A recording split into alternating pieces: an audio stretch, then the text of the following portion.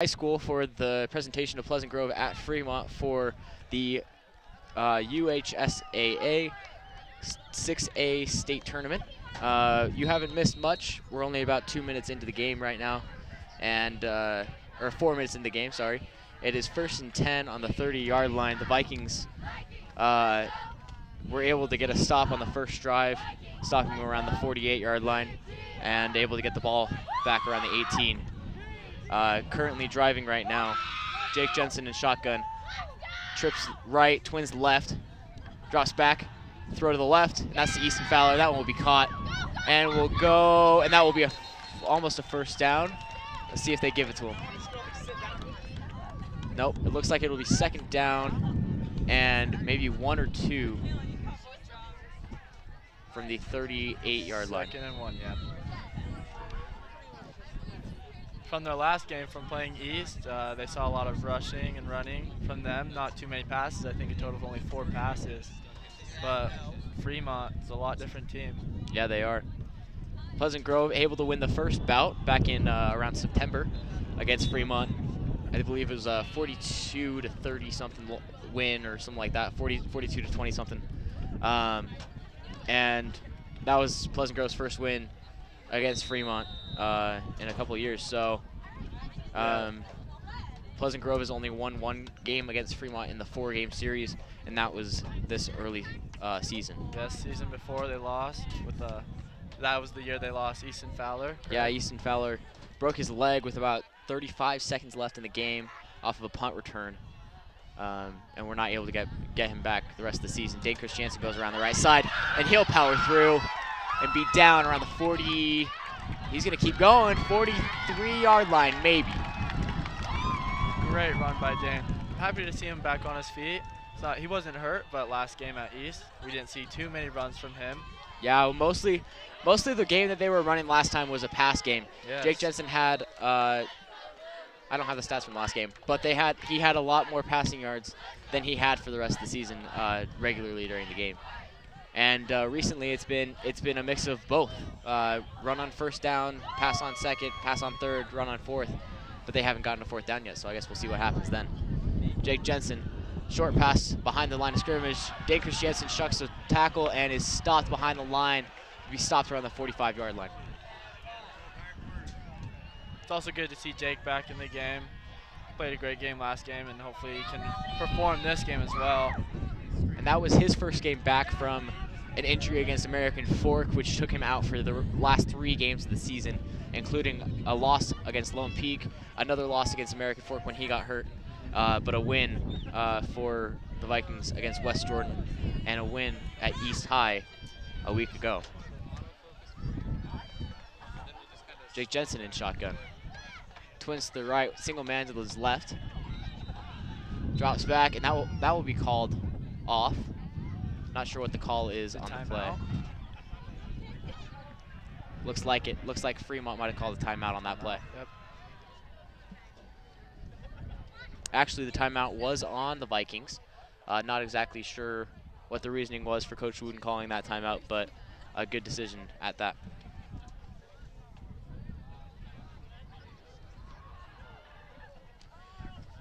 Currently, right now, Pleasant Grove overall, their record is 7-4. And I think Fremont's 8-2 overall, correct? And one of those losses coming against the Pleasant Grove Vikings. Exactly. Fremont is at the region. They're doing very good in the region with 5-1. Pleasant Grove struggling a little with 1-3, with a little tougher region, I think personally, with Lone Peak, AF. I think Region 4 is the hardest region out of maybe the whole state of Utah. It seems like with Lone Peak and Bingham being 2 of the biggest powerhouses in Utah, it's very difficult for Pleasant Grove to get wins in the region. But they had 1 win in the region against Westlake, which put them into the state into the state playoffs. And I believe West Jordan is also in our region, if I'm not mistaken, but maybe not. West Jordan, yeah.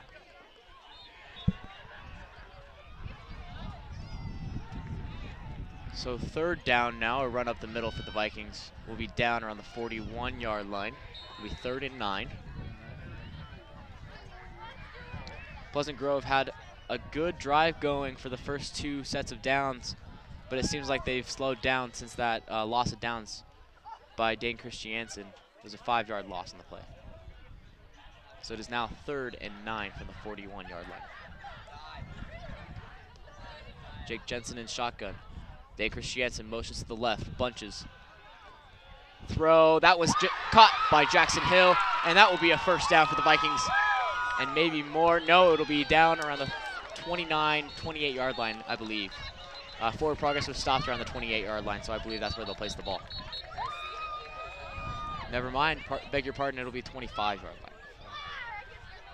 Jackson Hill, he had a great game last game against East with, was it 1 or 2 touchdowns? I believe it was, I think they had a touchdown for each of their big players. So it was Jackson Hill, yep, Easton Fowler, and Dane Christiansen all had a touchdown, as well as Carson Ecolano having, I believe, two kicks, 2 field goals, yeah, yep, as well as the point after attempts for all 3 touchdowns, which was a great game for Carson Ecolano, being able to come back from playing Bingham, which was a few games before, like 5 or 6 games before that, when he missed 3 straight point after attempts. So it's all up to Carson Ecolano for those extra points, put him past East High last time. Yes, those extra points can make a big difference in the game. Jake Jensen puts Dane in motion, trips left. Throw, that one is tipped and will not be caught. Not sure exactly why the Vikings were down 29 yards to go. What did we miss? Is there a penalty? What was that? I guess there was a 15-yard penalty. I don't know what happened, but that was interesting. Oh, the play before got called back. I'm not sure why, but it did. So sorry for missing that, guys, but it is we have 4 minutes and 40 seconds left. 4th and 29, wow. That's a nice punt for Dane Christiansen. We'll be down at the 19.5-yard line.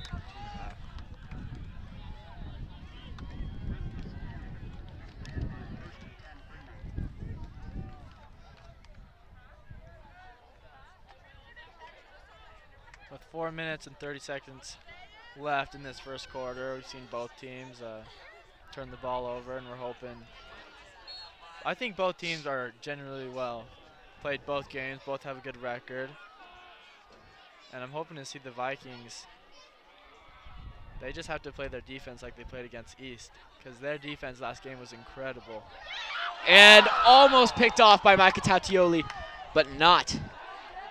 Fell off his fingertips, and he's going to be thinking about that one for the next couple plays. Wow, that's a tough one to lose, right in your hands. Ooh. That was right in his fingertips. Micah Tautioli playing mostly offense at the beginning of the season, changing to defense as he moved later on. But, man, almost a pick for him. Man, that could have changed the game right there with that pick on the 30-yard line. To update you guys right now, Lone Peak is up 7-0 against Davis, and American Fork is up 3-0 against Weaver as they started their games at 4 o'clock, just like Pleasant Grove. Handoff and driven back a couple yards after forward progress was stopped. We'll be down around the 22-yard line, 24-yard line, and there is a penalty on the play. Not exactly sure what that penalty is for. Looks like holding on the offense. That'll be a 5-yard penalty. Funny story for you today. I was in my seminary class. If viewers don't know what that is, my religious studies class, and the kid came up, said the prayer, and said, "Please bless that the Vikings will win today." So, right now, hopefully, his prayer will work.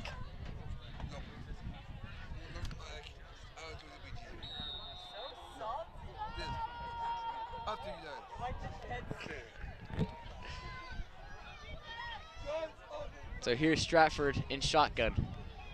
Empty backfield. Set to throw, and no good. Bounce before. Good defense there by the Vikings, able to get into the pocket real quick, having to move him outside of the line.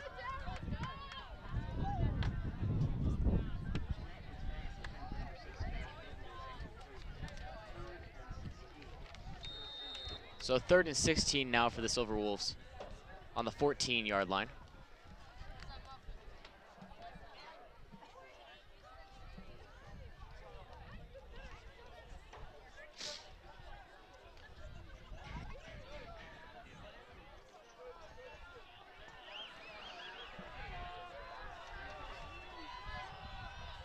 Stratford in the backfield.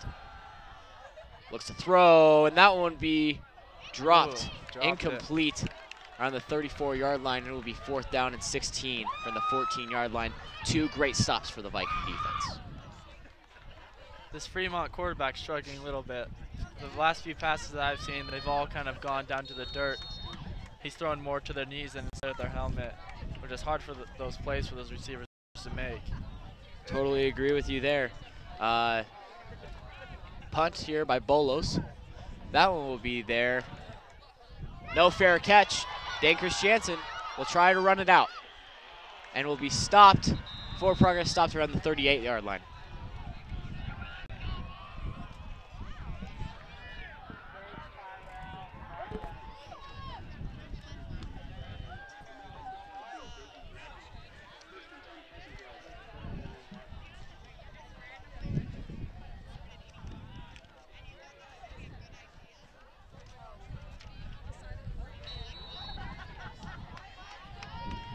The Vikings with their receiving yards have been immensely well, with over 2,000 yards with their receiving.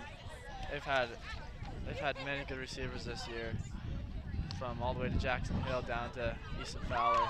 And speaking of Jackson Hill, a nice catch down on the 46-yard line.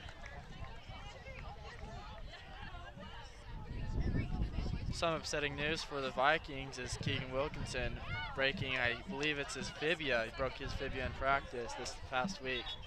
Yeah, and a big loss for the Vikings. That's a big loss for them, especially heading into what could be another game against Lone Peak or against Bingham if the Vikings can keep rolling and survive in advance. Jake Jensen back in pocket. Scrambles to his right side, and he'll keep going and will go out of bounds to avoid the sack. Will be down around the 49-yard line, I believe. That's a smart play by Jake. The last thing you want to do is get sacked behind the line, run it out of bounds, stop the clock. And it looks like it will change to a 1st down. We'll move the chains. And he apparently got to the 50-yard line, didn't even know. Wow.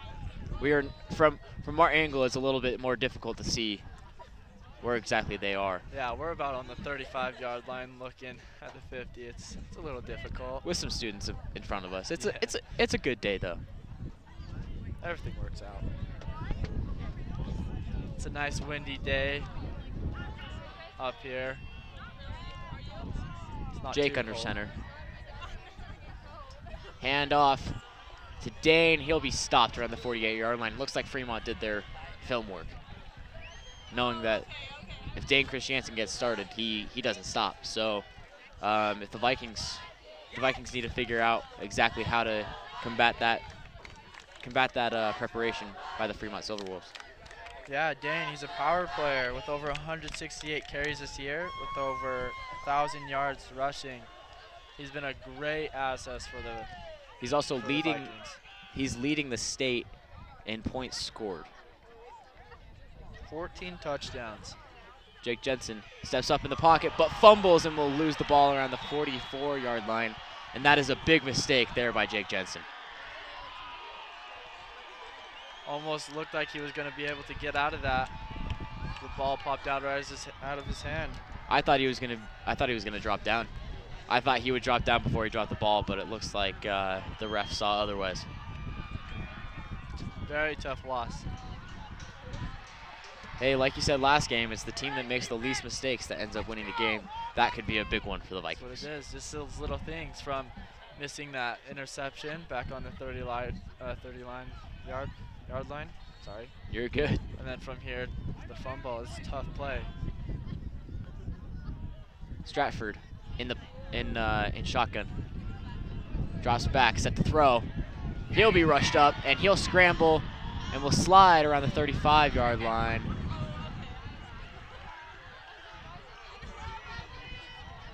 He's a little excited about that one. He had room to run, and he took it. Got out of that pocket. There was open field. And a good 7-yard run for Stratford there on that play. Normally a pocket passer, but able to scramble when he needs to. That's a good quality in a quarterback. Exactly.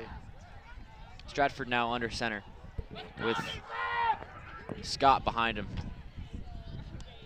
and Calvin Peterson on his right. Handoff to Scott. It will be stopped behind the line at the 38.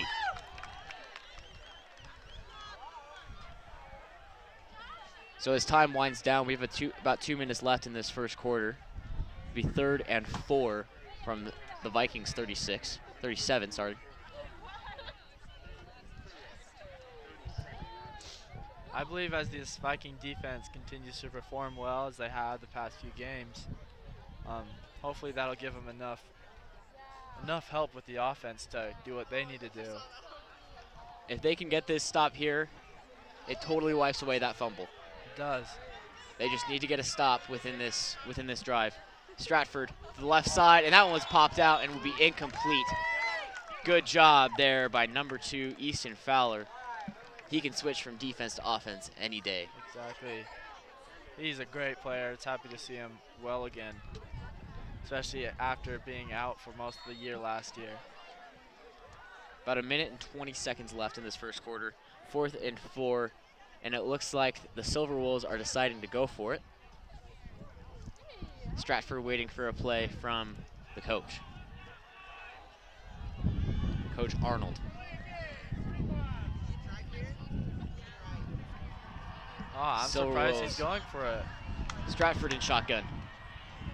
Man in motion is Calvin Peterson. And he will, that's a trick play and picked off by Matt Smith. No, sorry, Wesley Tuiasoa will get that pick on the 42-yard line. And that wipes away the Jake Jensen fumble. About the same spot too where he fumbled it.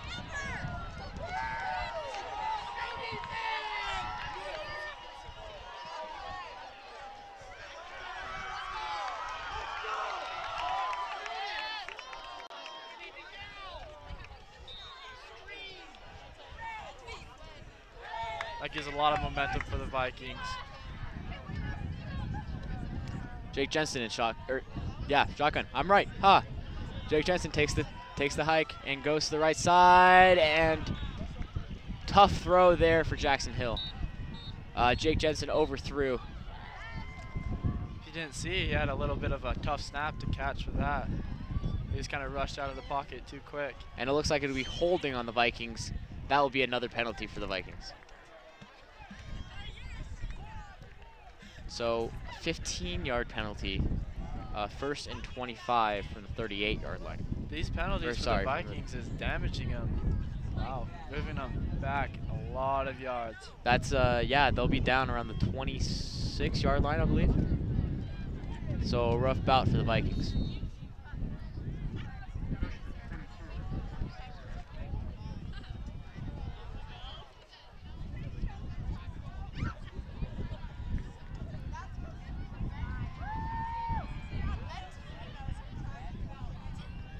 Jake Jensen, drop back, throw, over the middle to Jackson Hill, and he'll run.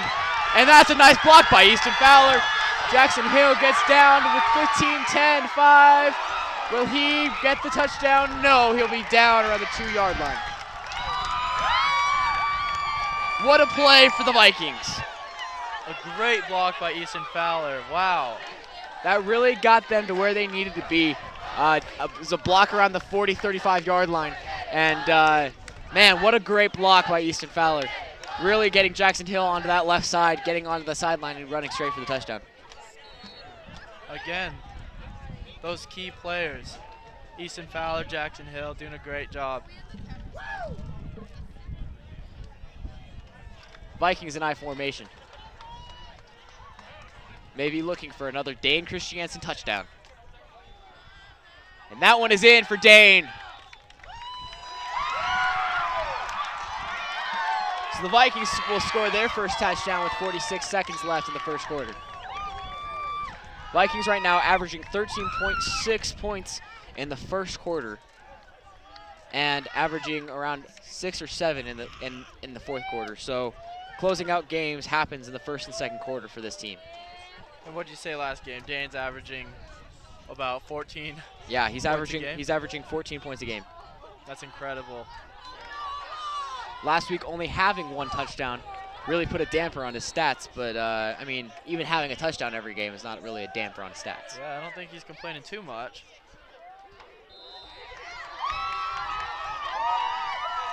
And the kick is good for Carson Ecolano.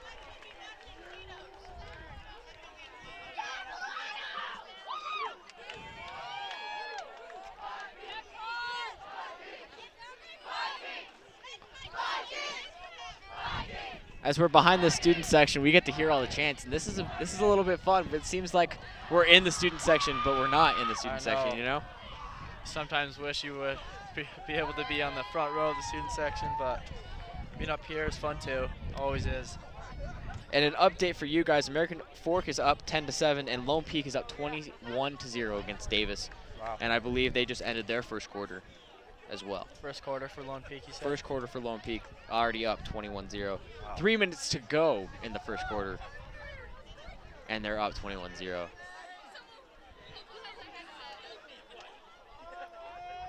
Lone Peak is always so dominant in just about all these sports almost. There's, to be honest with you, there's not a lot of schools that like them. Yeah, even schools down in like Provo, Payson, Salem area, they don't even like Lone Peak. They've never even played them. So that will be a nice run out of the backfield. That'll be number 8. Jackson Skidmore actually plays quarterback for the sophomore team of Fremont High School.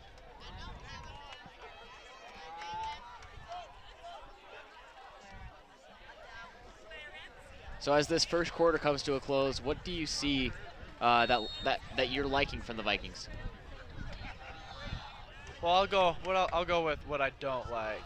I didn't like that fumble. I didn't like it. And maybe a few of their penalties, of course, they're always hard to watch.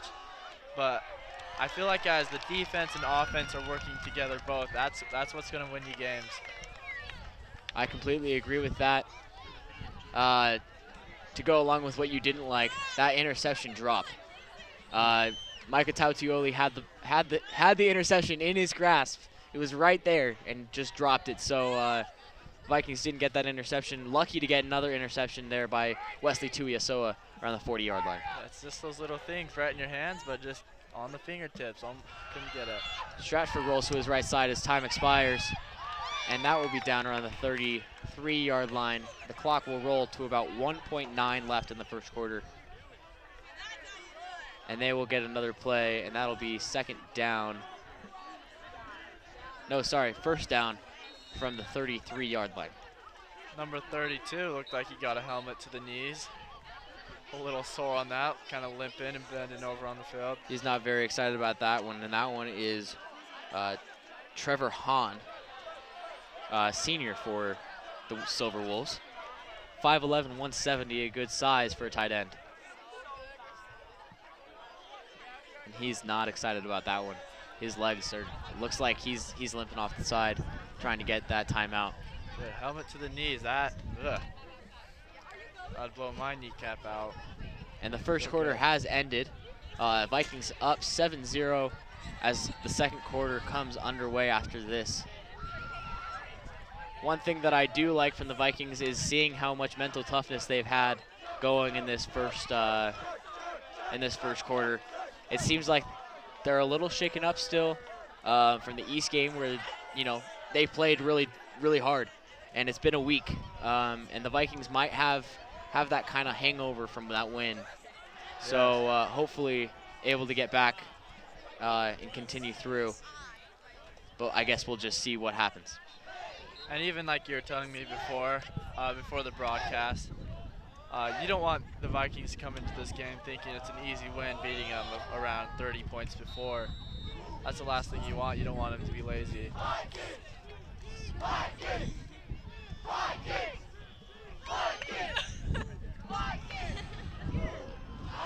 Stratford under shotgun, or under center, sorry. Oh, and a false start. That one is number 21, Wynn Fox, the senior from Pleasant Grove. Those penalties, discipline. You got to be disciplined with that. That's 3 big penalties for the Vikings here in just the first half. Combining, I believe, for around 35 yards just in the first quarter and the start of the second half. So not good for the Vikings if they continue that. Stratford under center, twins to the left. Hand off to Scott. Will run around the right side and stopped around the 43-yard line.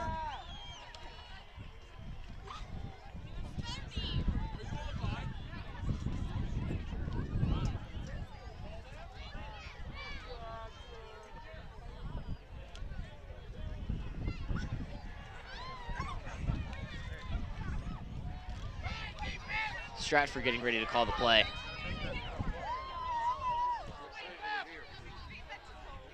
Shotgun. Stratford right behind him. Or sorry, Scott right behind Stratford.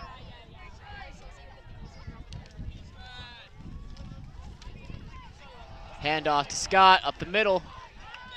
Will be stopped around the 45, 46-yard line, I believe. That will be 2nd and 9 after getting that first down up right before that.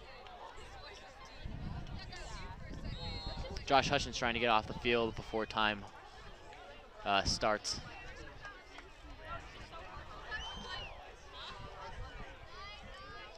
Stratford in shotgun, Butch to the left, single man to his right, and Scott in the backfield.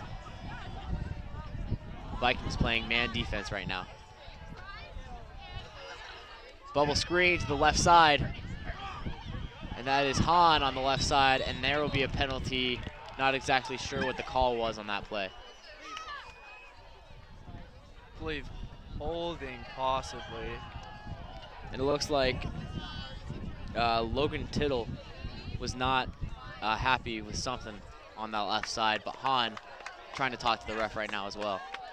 And it will be a penalty on Fremont.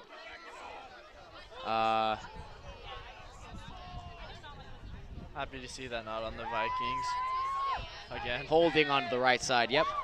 So that will be holding on the offensive side.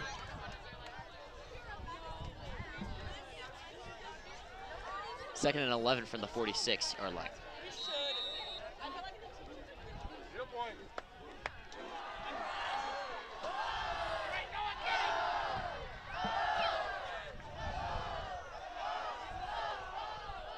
Dropped around the 48-yard line. They're calling it incomplete. Looks like it dropped on the ground before picked up by number 6,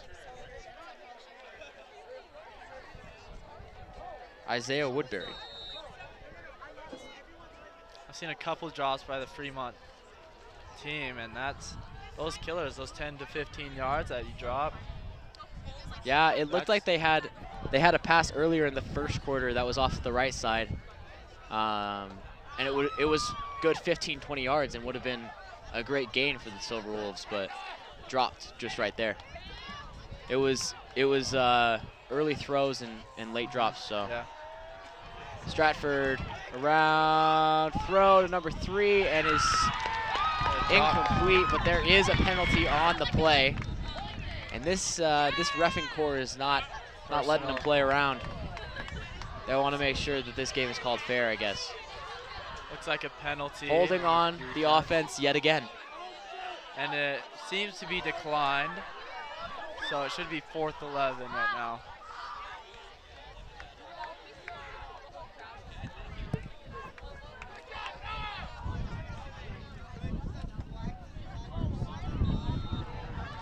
So another punt here for Bolos. It is their 4th punt of the game. That will go out of bounds on the left side.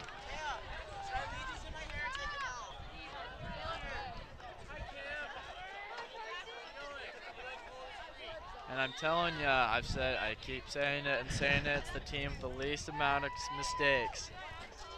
And it's the mistakes, but at the same time, it's how you make up for the mistakes as well. How you respond back from those mistakes. Because if you saw when Jake had that fumble, that defense worked extra hard on that next drive, just to make sure that they that went unnoticed. Jake's got to be thankful for his defense pulling it through. Jake Jensen in shotgun, handoff to Dan Christiansen, tries to drive up the middle, but not able to find a hole. Will be stopped around the 30-yard line, sorry. Will be gain of 1 on the play.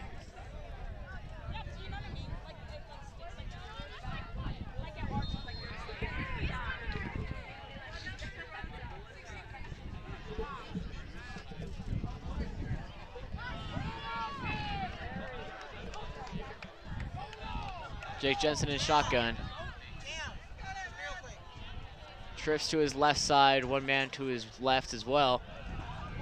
Throw to Jackson Hill, caught around the 35-yard line, driven back. Forward progress was stopped around the 34.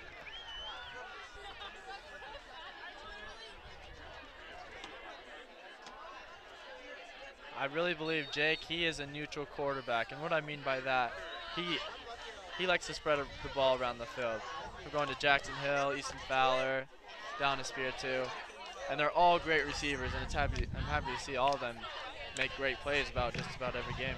Yeah, and he really likes some plays to go to Jackson, some plays to go, you know, it's all about his teammates, and that's what's important in a quarterback and a captain. Jake Jensen scrambles to the right side, and that one's caught by Down Espiritu, going up the sideline down the 32-yard line. Looks like his knee was stopped around the 29. That could have been big. Still a big play for the Vikings, though. That's, you know. And I didn't think his knee was down. I saw his hand go down. Does that count? I think, no, it doesn't, but it looks like, I guess the ref can see something that we didn't see, but that was a 50-yard game for the Vikings, so still a big deal. Jake Jensen in shotgun. Throw to the middle, and that will be caught by number 5. That is Stockton Vinker on the catch.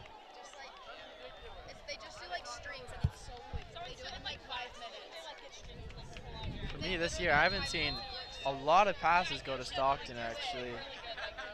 I feel like, has he been playing more defense? Yeah, he has, I think.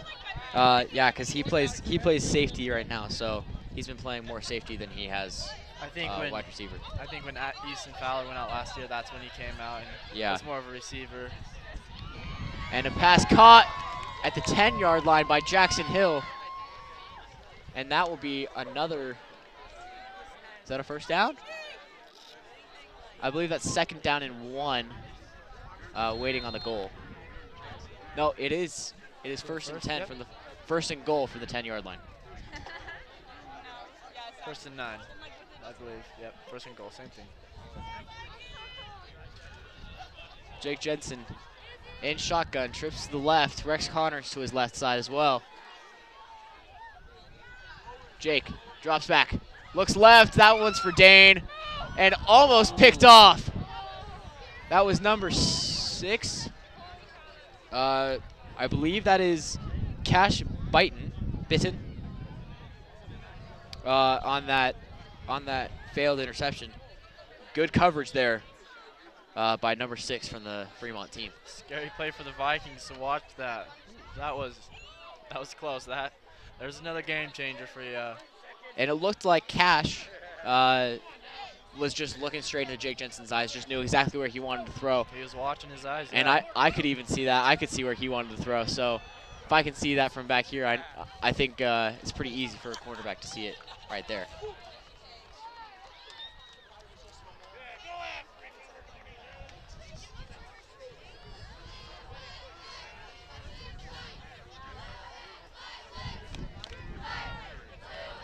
Third and goal with the ball on the 2-yard line. 7:18 left in the 2nd quarter.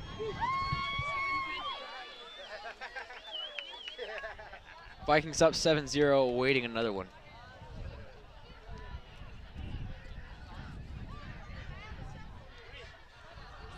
And Dane will go up the middle, and that is a touchdown. There we go.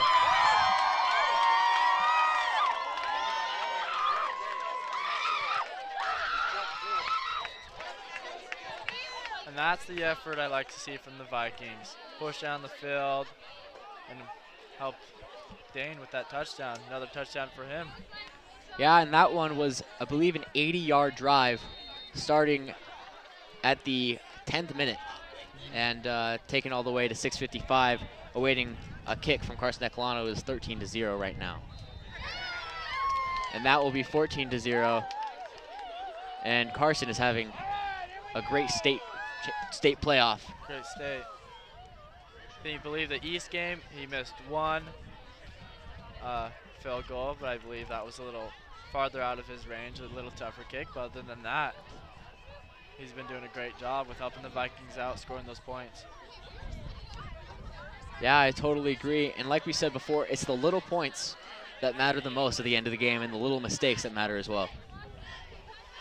So far, I believe both teams have made a few mistakes on both of their offense and defense. But, you know, what can you do? So Carson Ecolano awaiting the kick on the 40-yard line.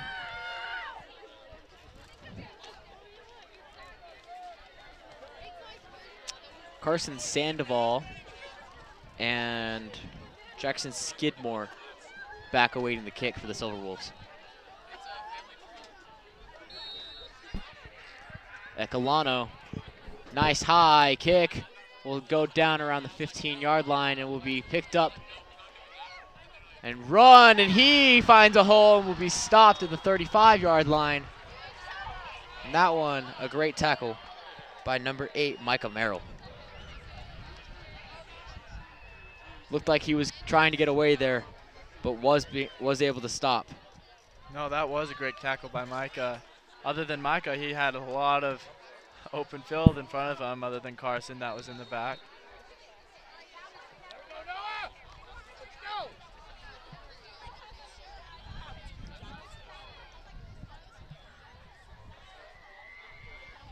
Here's Stratford in the backfield. Handoff to Scott. No play action. That will be caught. And he will keep running and will go out around the 48-yard line of the Pleasant Grove Vikings.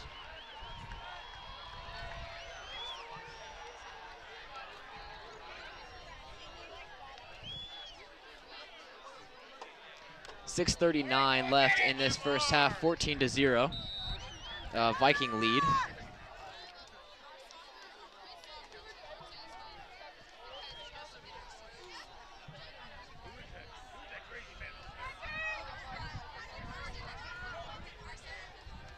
Stratford in shotgun. Throw to and incomplete. Intended receiver on the play. And I believe that's another drop pass by him. It is, and that's Jackson Hardy not able to catch that on that play. That's tough. That's another 10, 15 yards gain. That just kills you. And that's his second drop just within this drive.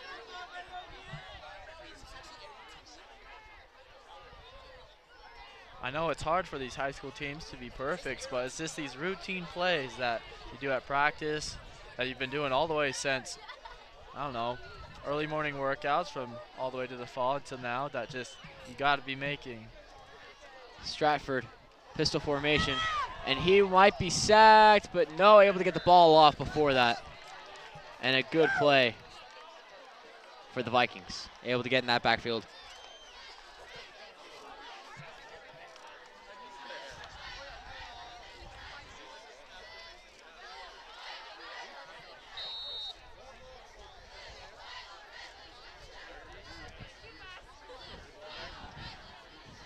I believe this Viking defense is looking better than the offense right now. I mean, the offense is great, but really the defense is keeping this lead together.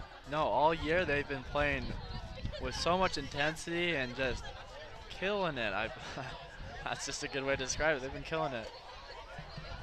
Stratford in shotgun, twins to his left. Drops back, will go around. Josh Hutchins might get that sack. And he will, and that will be down on the 44-yard line. Josh Hutchins averaging four sacks a game, I believe. It's either 4 or 3, but he's still having a great time. No, Josh has been great. He's had a great play last game as well. And he's only a second-year player. No, we always love these Viking players to do their job. So last win for the Vikings coming 43-22 against Fremont. That was the last time the Vikings were able to play with Fremont. 3-1. Fremont is up in our all-time series. We've only played them 4 times. It's only the last 3 years that we've played them consecutively. And Josh with great stats with 13 solo tackles. He's just doing a great job.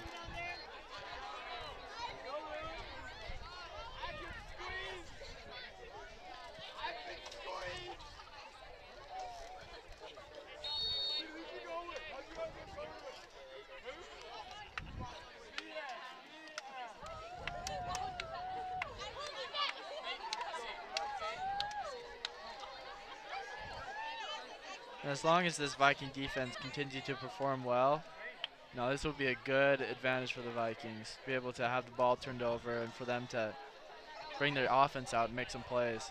Jake will motion out Rex Connors to his right side. Looks, throws, and that one is caught by Easton Fowler on the 42-yard line. It's Fremont defenders having tough time staying on their guys. And really looking at the Viking receiving core with Jackson Hill and Easton Fowler and Porter and Rex Connors, who are only sophomores. It's really difficult to defend. Jake Jensen scrambles to the right side, avoiding a sack. Throw to Jackson Hill, and he'll make. And he got out of tackle. Jackson Hill will go for that touchdown. 20-0, waiting the PAT. And, it'll be holding on the Viking team. That touchdown will be coming back. That really frustrates me.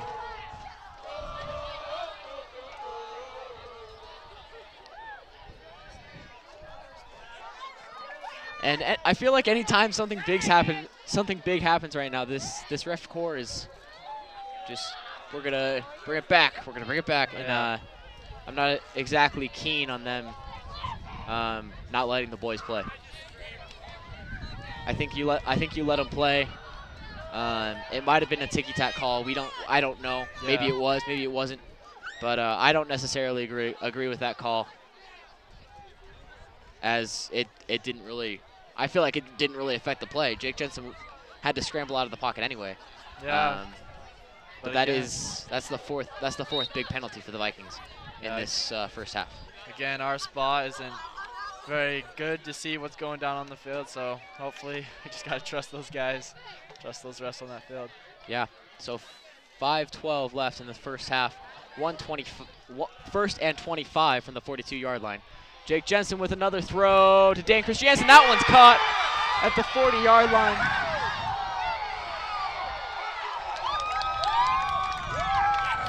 Wow. Brought it back. I guess all you can say is the ball never lies. Ball never lies. Looking off to the sideline, Caleb Campbell, the backup quarterback, is kind of struggling, just like, yep, that's Jake. That's how he does it. And two big throws by Jake. The first one getting called back, but that's Jake for you. He's probably thinking, how do I do that? Hey, it's his turn next season, and that's what matters for him. So, Vikings looking to get an early lead here, trying to get Caleb some state playoff reps. Jake Jensen in shotgun, rolls to his right side. Trying to find a man open, will throw it out of bounds, avoiding the sack. No, great job by Jake. I feel like he's always been good about that, not holding the ball too long. And such a smart play by Jake, knowing that the pocket was collapsing, scrambling out to that right side, avoiding the sack, and throwing it away, again, avoiding to get tackled. So, good job by the Viking, by Jake Jensen. Yes. Going back to Caleb Campbell and Jake Jensen, with Jake graduating this year and Caleb coming up, I'm hoping Jake's teaching him all that he can, because Jake's a great quarterback for us. And since he was a sophomore. Looking at the 6A scoreboard right now, obviously the Vikings are up 14-0, and American Fork is up 17-14 against Weber. Weber is sticking with them, and Lone Peak is up 31-0, having 10 points in the second half, or the second quarter, sorry. 31-0. Not much of a game, huh? So false start here for the Vikings. That is their fifth penalty. It's either their fifth or sixth penalty that was big. It's Viking defense. That's what's helping them out. Their defense wasn't performing with all these penalties they've gotten. It kills them.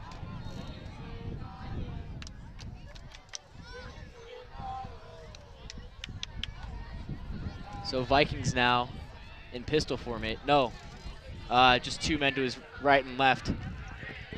Drops back, play action, goes in the middle, and will be dropped by Jackson Hill. But it looks like there was a push off from one of the players from Fremont. I guess they won't call a pass interference on that play, Yeah, but it looked like he was pushed as he was trying to catch the ball. Few unhappy people in the crowd with that. They saw it as well. 3rd and 15 from the 29.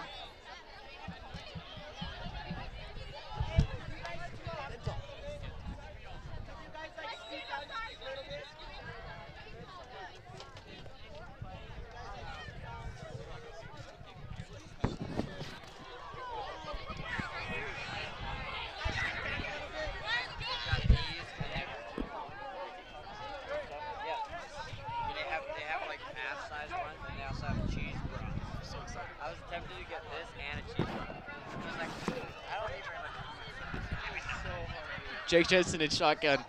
Trips to his right side, drops back to pass.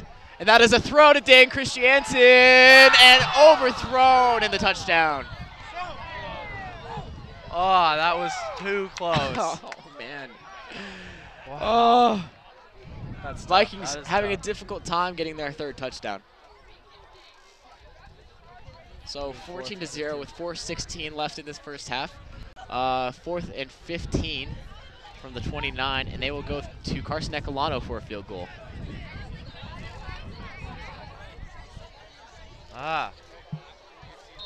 That holding penalty, it kills you. Man. Brings you back 45 Good yards. kick by Carson Ecolano. That one is good. Wow. 17-14 with a, it's like a 40-something yarder, so good job for them. Good job by Carson You gotta Ecolano. love Carson. You were saying last game, you kind of talked about his story coming onto the team, and he hasn't disappointed this team at all. No, and even within hearing that story, you think of how he got started. Basically, he was just kicking field goals one day, just with his friends, just having fun. And Coach saw him, and he was just like, hey, you should be on the team. And Coach Ecolano, his father, the soccer coach, says if he actually tried, he could be really good. Yep. But he just doesn't try. I guess he's trying now, because that was a 40-something yarder there for the Vikings. 17-0 in this first half. You hear stories about Connor just not showing up to practice or just showing up to the game, not even knowing when the game is that day, but just comes up, performs. He's an athlete. And he was on our state championship winning soccer team as well, Yes. so athletics is in his blood, I guess. Exactly. Carson Ecolano awaiting the kickoff. Man, That just makes me want to laugh. what a guy. What a guy. I know, it's funny. It is funny. Carson Ecolano ready to kick. With Jackson Skidmore in the backfield, awaiting. And he will take that one. He will run. And a nice tackle at the 8-yard line. I believe that is that Mike Camaro, I believe. It is. The one and only Mike Camaro being able to get the last 2 stops on kickoffs for the Viking team.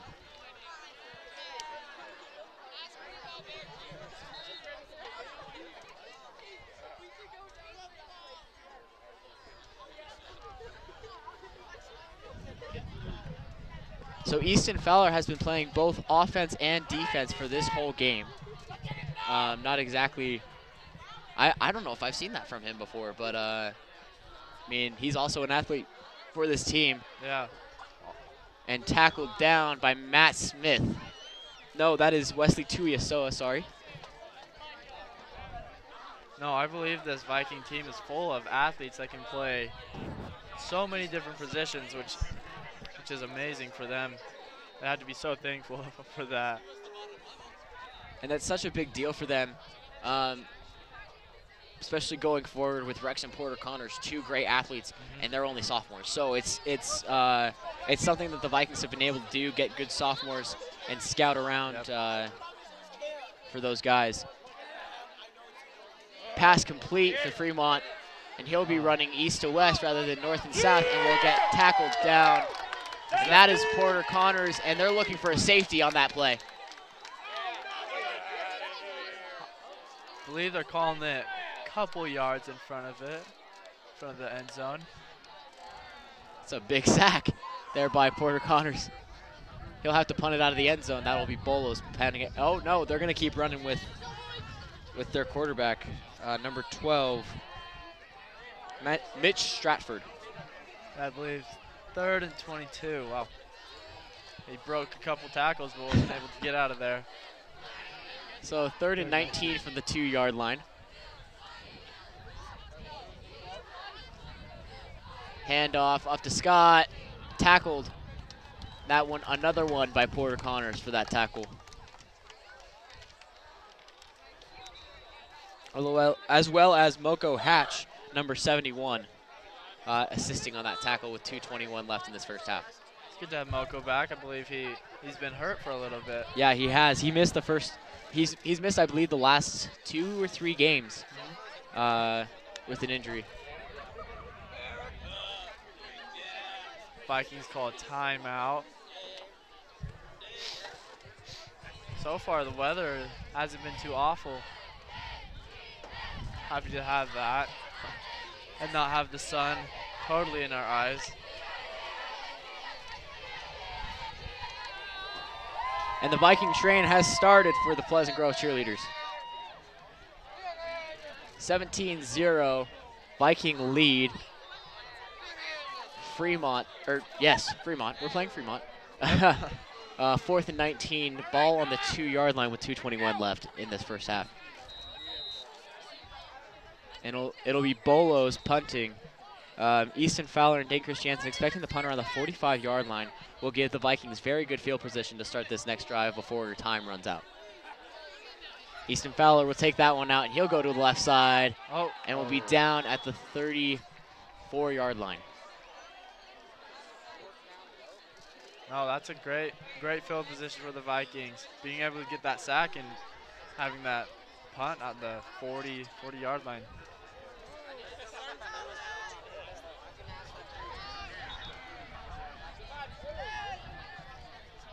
I don't know about you, Cade, but I believe there is a little bit of luck in just about every football game. Whether it's Vikings or the opponent, there's always just a little bit of luck.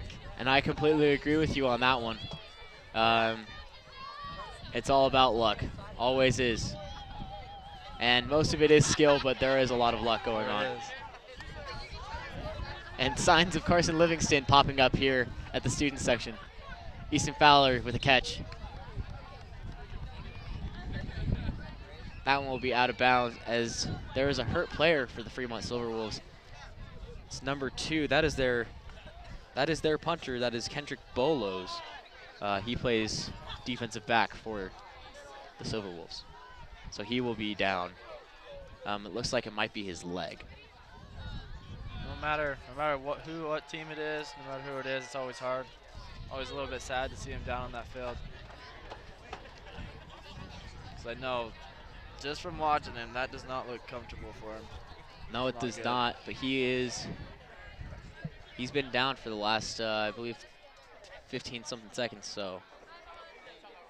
Well, almost ending with the second quarter. Asking you, Cade, what have you liked so far, and what do you want to see progress? What I like the defense. The Viking defense has just been nonstop. They've been able to get good stops, especially after bad mistakes by the offense. So that brings me to what I don't like, mistakes by the offense. Yep. Specifically penalties. They've had 6 penalties for around 60-something yards just in the first half. I don't like that. I want to see better plays from them. I also want to see completed passes. There have been 3 drops in the first half that could have given them good yardage. So yep. That is another thing that I'm looking forward to. But I believe Coach Wooten has what it takes to get his team to get this win today. I really do. It is 17-0 right now with 2:07 left in the first quarter, or the first half, sorry. And I don't know, they've been playing great. Even with the amount of mistakes that they've had, they're still up, and they still have a goose egg on the board for Fremont. So I just want to add on to that. I want to see more from Dane. Yeah, I agree. Even, I guess I can't say too much if it's not working with his running. If it's not working, don't do it. But still. Jake Jensen under center. Motions Jackson Hill to block. Handoff, no, play action. Roll Swizz right side, and that one is overthrown. Okay, adding on to what I just said. I want to see Jake Jensen actually make throws because he's been overthrowing receivers on big plays. Off, yeah. That's his third play that could have ended in a touchdown that was overthrown. So 2nd and 10 for the 23 with 2 minutes left in this first half. Jake Jensen overthrowing Porter Connors over to that right side. And you're right, he's had 2 or 3 of those overthrows with these big plays, and wish it was just that much closer for him. So Jake Jensen now in shotgun. Dade to his left. Play action to Dallin Espiritu, and that will be good up the middle. And that will be good for a first down. 1:54 left as the Vikings will move the chains. No, that's a great quick play by the Vikings. With time running down, it's time for him to be quick. Jake Jensen in shotgun again. Rex Connors to his right. Dane Christiansen and Dallin Espiritu as well. Rolls to his right side out of the pocket. Throw, and that one will be thrown out of bounds, avoiding the sack. And that's another smart play by Jake Jensen. He's had 4 of those throws outside just to make sure that he didn't get sacked. And there was one play when he had that fumble where he should have thrown it out, but he didn't.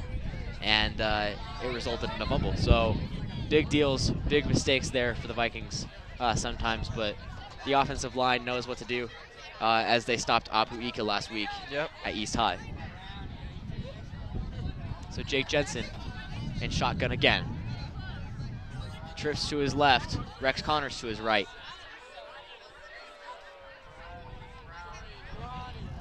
Throw, that one complete to Porter Connors, and will be down. I cannot see the yardage from here, sorry. I believe it was a 5-yard gain, so probably around the 6-yard line.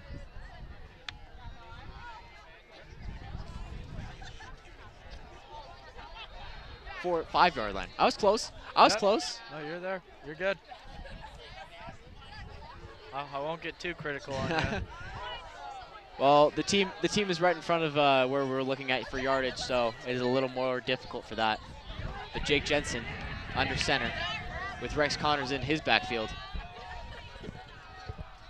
That is a handoff to Rex Connors, and another touchdown for the Vikings before the time runs out with 1:03 left. That drive only taking about 1:20 from the 45-yard line, and a good job by the Vikings. 23-0 awaiting the kick. No, this Viking team, they came to play. They didn't come to be lazy or anything like that. They came to play. They came to win. This is state.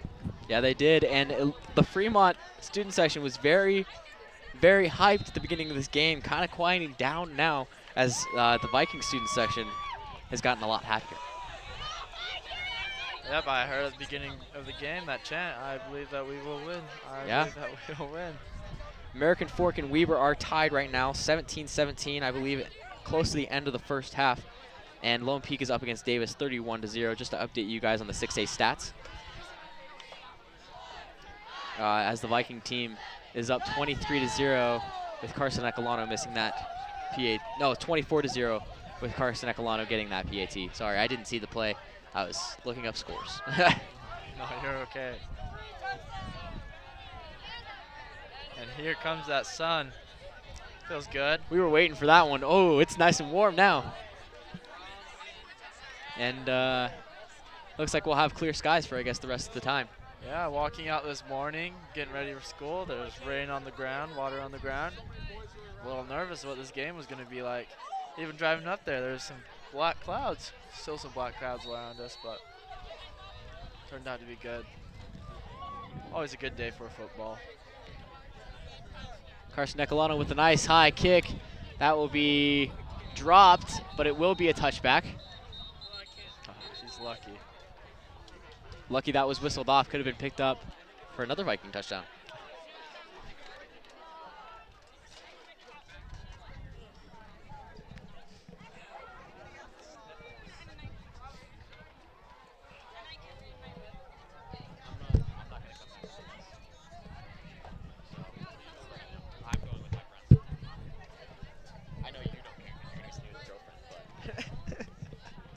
So 24-0 with 1:03 left.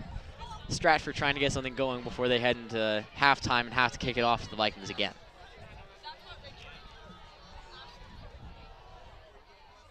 And that is a good throw for Stratford to number 3, Calvin Peterson. Has been the most intended receiver, at least for Fremont today.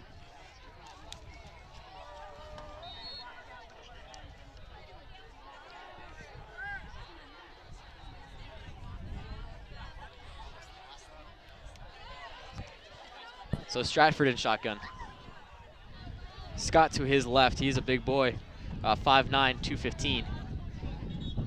And it is a nice complete throw to that right side to number 3, Calvin Peterson. Again. Another thing I've been noticing this game, both of these teams have been relying a lot on their passing game. Both, yes, their running game both has been well too. Unlike East, running it the whole game, but their passing has given their big yardage so far on both sides. Yeah, and I think that's just the difference between the way the East High works, especially in 6A. Just because, as I've seen coming up to Pleasant Grove last year, moving from Las Vegas, where Vegas was mostly running. It was mostly a wing spread offense, which is what East High runs, and that's why they're able to get so. That's why they're so good at being able to win, and it's just different. Whereas the rest of the teams in Utah, at least from what I can see, besides maybe Riverton, like to pass the ball more and like to air it out. And that's where you get the good quarterbacks from as well, as you see Zach Wilson now playing for BYU, coming from Corner Canyon. But for these teams that do like to run with East, if you put them against a team with a good defense, like, well, for example, just the PG Vikings, it shut them down, and they could not get anything going for most of that game. Yeah, and a lot of it has to do with the Vikings secondary, especially against teams that are pass-first offenses. A good secondary with Dallin Espiritu and Easton Fowler, especially, but as well as Micah Tautioli, who's a linebacker, and Matt Smith, who's just a tough guy to play against. Stratford in shotgun, throw, catch, down at the 45-yard line, sorry. And not sure exactly what happened on the play. Looks like maybe a penalty was called. I don't see a flag on the field. It looks like it was a warning. Might have been a warning for field, for players getting too close to the field or something like that. Not exactly sure what that was though. Stratford in shotgun, drops back, throw, catch, and that one is out of bounds. An angry player for Fremont. That is number 58 taking his helmet off. That is Hunter Judkins, and he will sit out another play with his helmet off. 26.5 left. Vikings trying not to let up a touchdown here in these final seconds of the first half, but it is 1st and 10 for the 27 with 2 big first downs coming for Fremont. Oh, this Fremont team, they drove down the field. What is a 30-second drive right down the field from 20-yard line. Stratford in shotgun. Twins left, single man right. Scott in the backfield. Hand off to Scott. He'll go forward and be dropped at the 36-yard line, I believe. 26-yard line, sorry. So 21.4. I believe a timeout by Fremont. Yeah, I was wondering why they stopped the clock. I was sitting there, I was like, wait, if you run the ball, the clock is supposed to run as well. But I guess that's not how that went. Yeah, just a timeout. Just a timeout.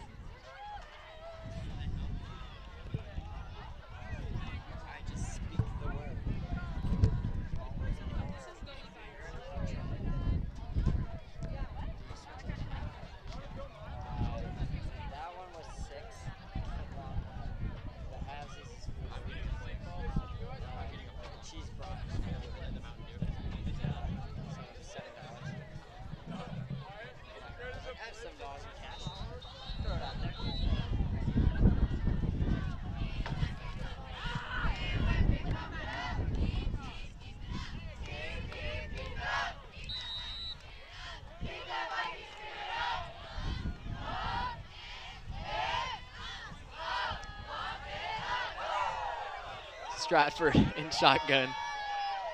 We were having a little bit of fun here in the broadcast area. Yeah, just cheering with the team. And a throw, but it looks like there will be a flag at the 20-yard line. Not exactly sure what that was.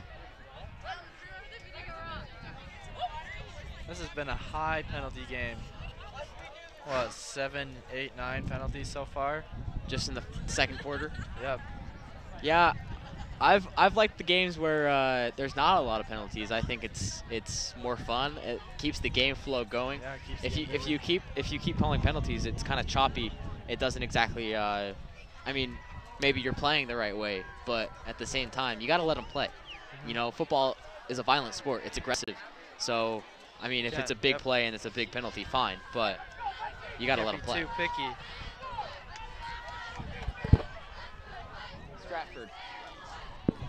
Stratford in shotgun. Drops back. That's a throw. And was it picked off by Michael Merrill? Yes, it was. Oh, they're calling it out of like bounds. They're calling it out of bounds.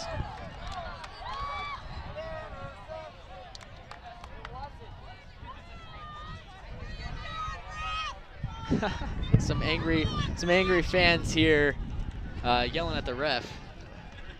Not happy about that call.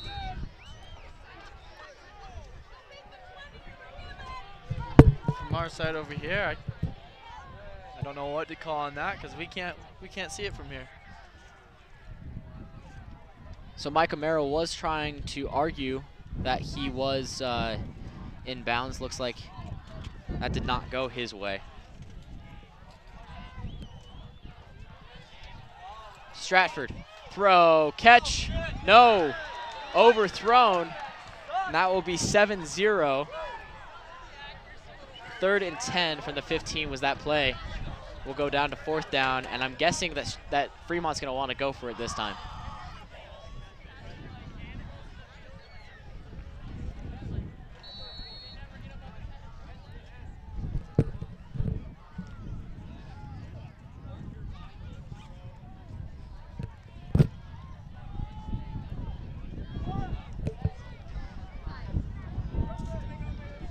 So 7 seconds left in this first half, and the last minute has taken probably 4 or 5 minutes, I would say. Yep.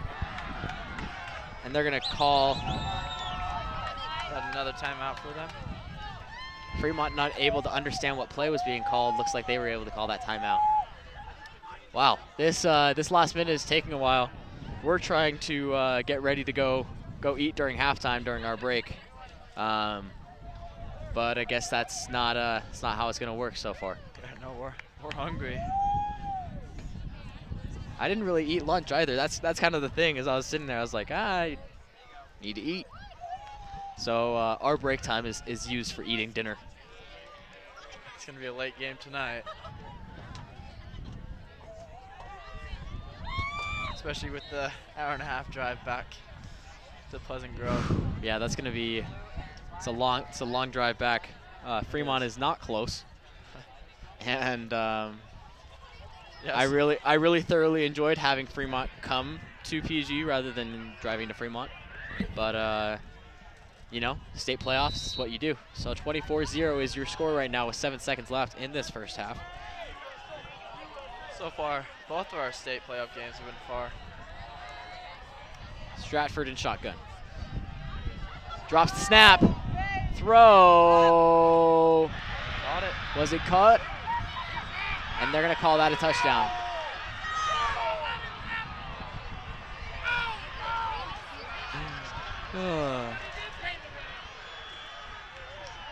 And they will call that one a touchdown, but will not call the Micah Merrill interception an interception.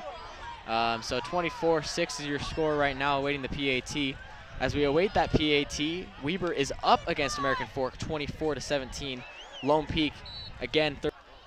It's just time to play good, play smart. Same with the offense. It's the last thing you want to do is to do a risky play. And Jake's got to be smart with the right passes he makes. But so far, he's been doing good. Yeah, only having one play that could have been an interception. 1 fumble today. Jake has been on his game as usual.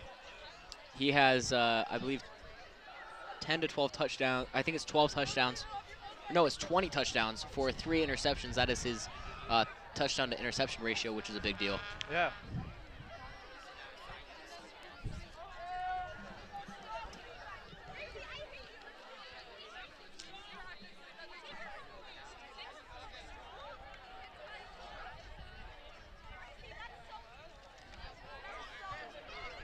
Fremont has been struggling this game with their wide receivers dropping quite a few passes. That's hard for those passes to be dropped. Just the routine plays that they've had and they've been dropped from having 10 to 15 yards ahead of them to having nothing and having to turn it over.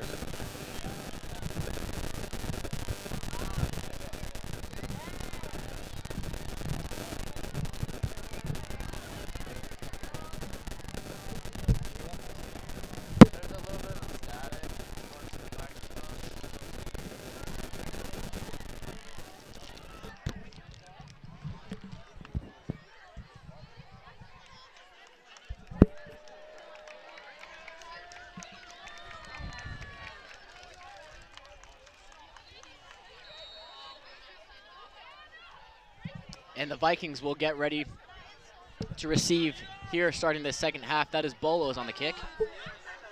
And that one is a nice kick to Dane Christiansen, and he will go and break a tackle. He's going to go to the right side, and he will go 45-40 and will spin around the 33-yard line. A great return by Dane Christiansen.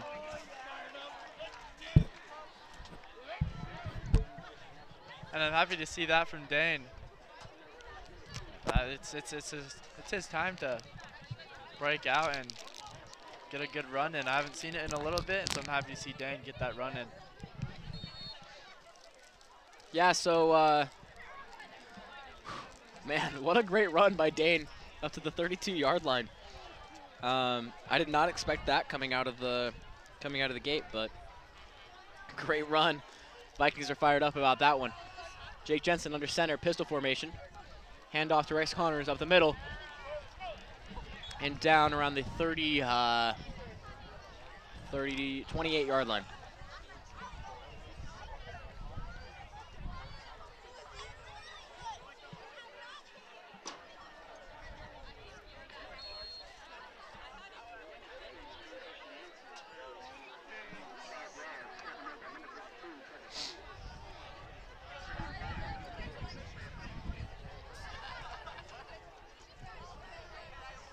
Jake Jensen now under center. Easton Fowler, Rex Connors, and Jackson Hill to his left.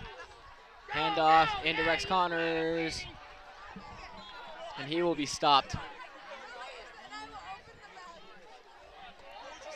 And it looks like that will be a first down for the Vikings.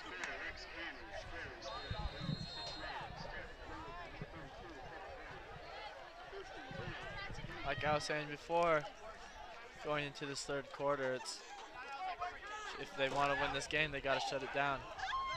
Get a couple of touchdowns, a few defensive stops, and that's game for the Vikings.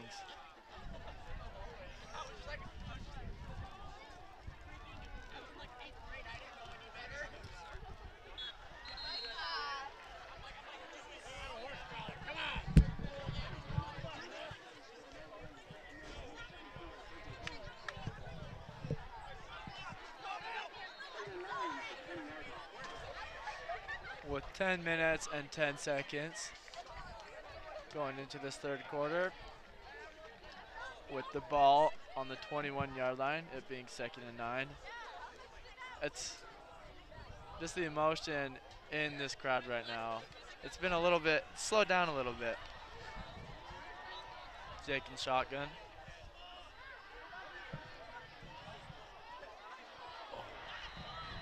And tipped by number 34. Attended receiver seems to be, I believe, Dane Christiansen.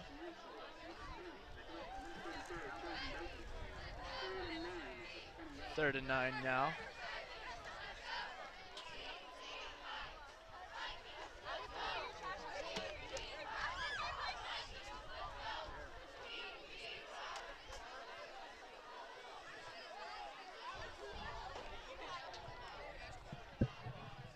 Jake in shotgun.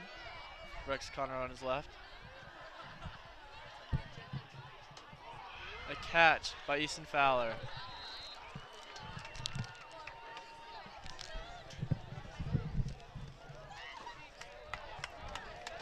And that's a first down for the PG Vikings with the ball on the 20-yard line.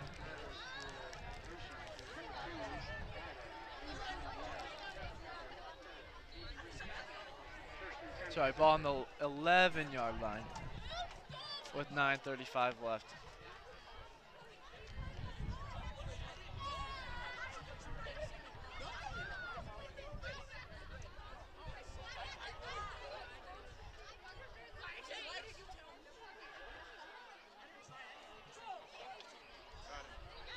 Pass, I believe that was to Dane Christiansen with another touchdown for the Pleasant Grove Vikings.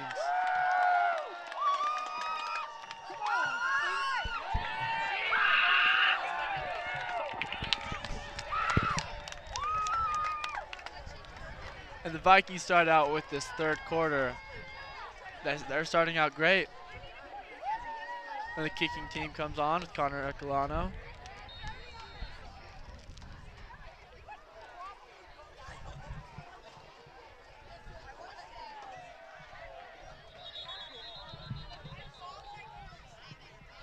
False start.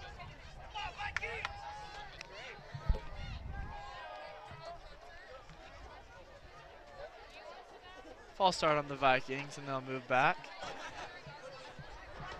Now that makes it a little tougher kick. And again, I've been saying just these bad decisions, not playing smart, getting these penalties. It's hurting the Vikings a lot.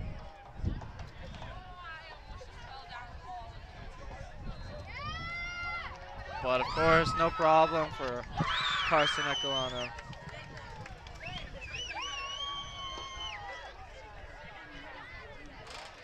Vikings 31, Fremont 7.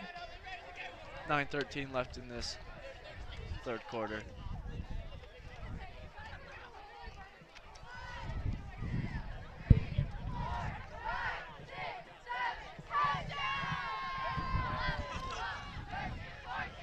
So obviously that last drive ending in a touchdown for the Vikings. It's a big deal for them being able to get another touchdown. What did you think on that drive was the real key component to getting that touchdown?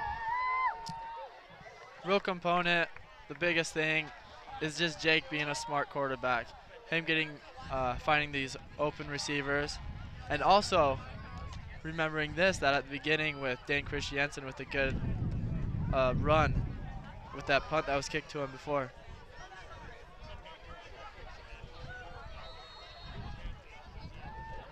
So going into this right now, it's the defense key. Nice high kick for Carson Ecolano, will be down and out of bounds at the 20-yard line. Good return there for the Silver Wolves.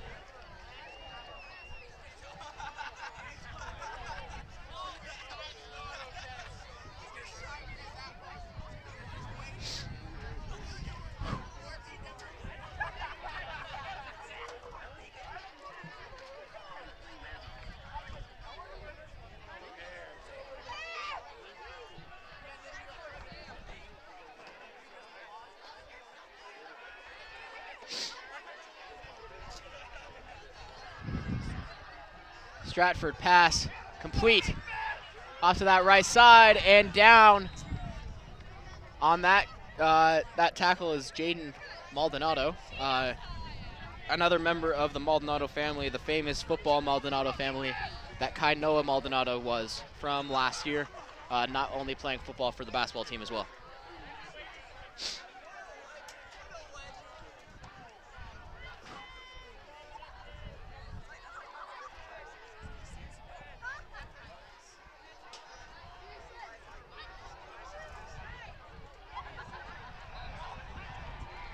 And number 5 breaks through.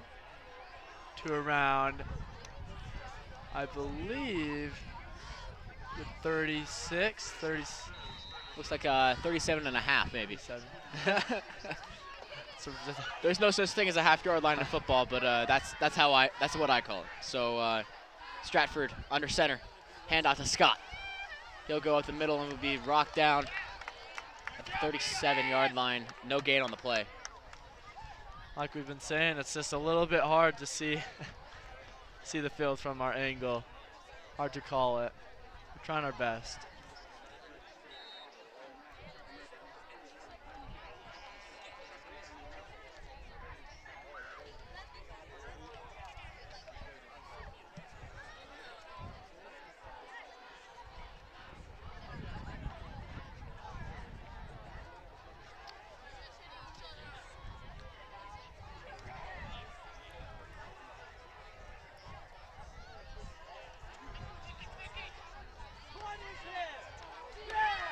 And a good stop by the Vikings. Number 16, Wesley to UHSAA.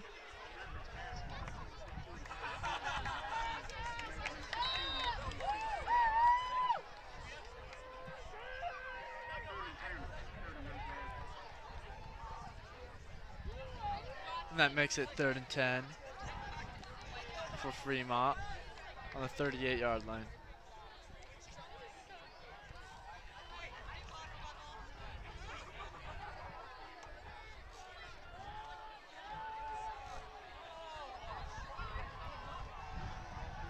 Stratford throw almost picked off by Dallin Espiritu. Good pass break up there by Rex Connors as well. And it is 31-7 with 6:45 left in the third quarter. This quarter's going pretty fast. It is. Looks like the refs are letting them play a little more, being able to have a good run there. Oh, this Viking defense has been doing a great job this whole game.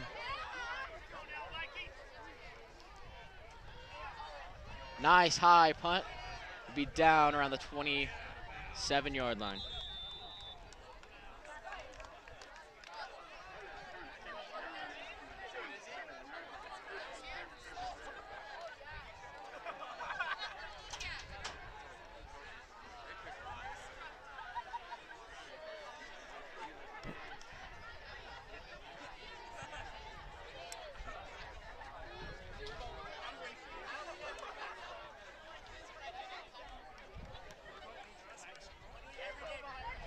With having such a high lead, 31-7 right now, there could be a chance they put Caleb Campbell in for the rest of this game. I would hope so, because that can give him reps for next season. I'm looking forward to the future, but at the same time, I really want Jake to close out this game. And Caleb coming off the bench has not been great so far. So yeah. But also, the last thing the Vikings want right now is a hurt Jake Jensen. Yeah, that's true. Going into their next game. That's true. So this coach just has to be telling him, hey Jake, play smart, don't get yourself hurt. Yeah, and maybe another touchdown or two could put the Vikings in with Caleb Campbell, but.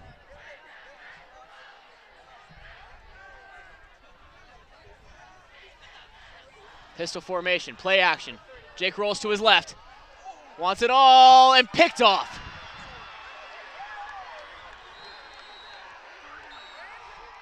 That's number 4, Havili Reeves, and that is not what you want right now. I believe there's a penalty on the play.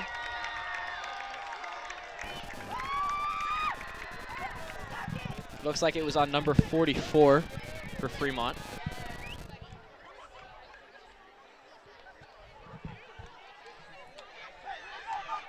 But the Vikings will get the ball back on that play, which is a big deal.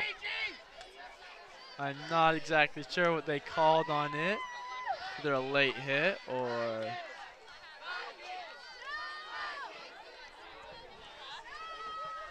a lucky turnaround for the Vikings on that.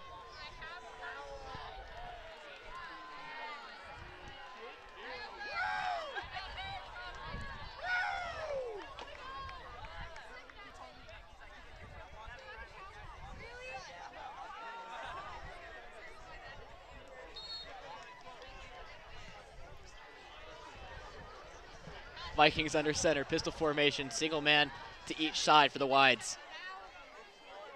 Handoff, play action. Throw, caught by Porter Connors, and he will keep running to the 40-yard line and will be a Viking first down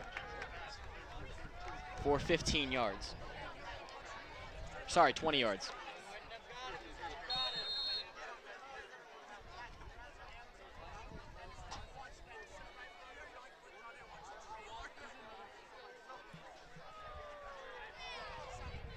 Jake Jensen, I formation. No, pistol formation.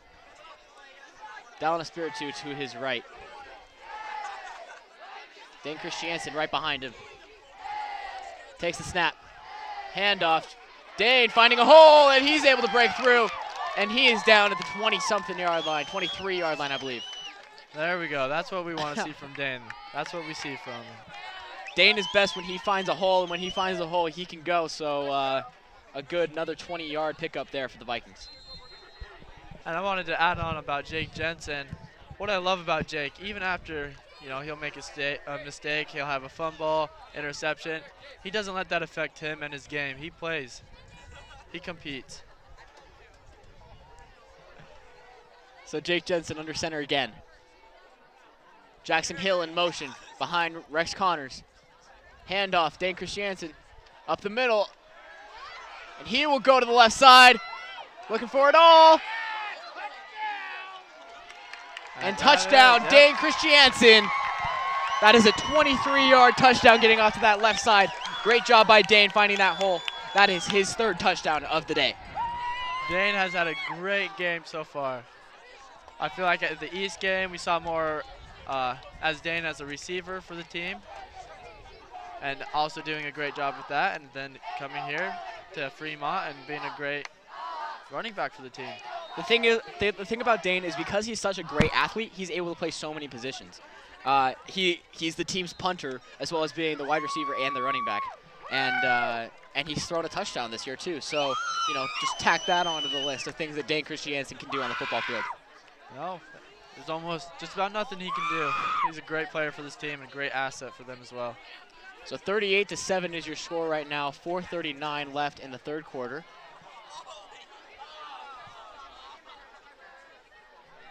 Wow. I was a little worried that the Vikings were going to be like, oh, this is just Fremont. Like, we beat them before. I was really worried about that for whatever reason. But that is not the case here today. They're pushing, and they're like, we don't want to give up. We're going to show what we're made of right now. And just to update you guys on some scores, the Lone Peak Knights are up against Davis, 34-0, and American Fork is tied with Weber, 24. I think it's at 24 at the end of the third quarter. 24. So potential upset there for Weber, as American Fork is the favorite right now besides Bingham to win the state championship. Bingham, of course, beating AF, so they are the favorite, but it goes both ways. So Carson Ecolano ready to kick.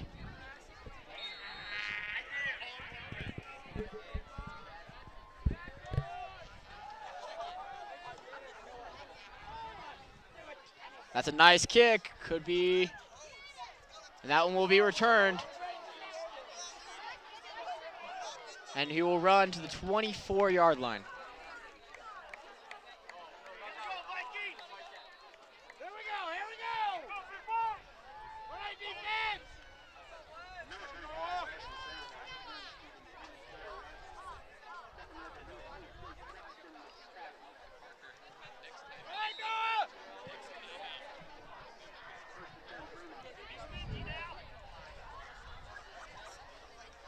Stratford in shotgun.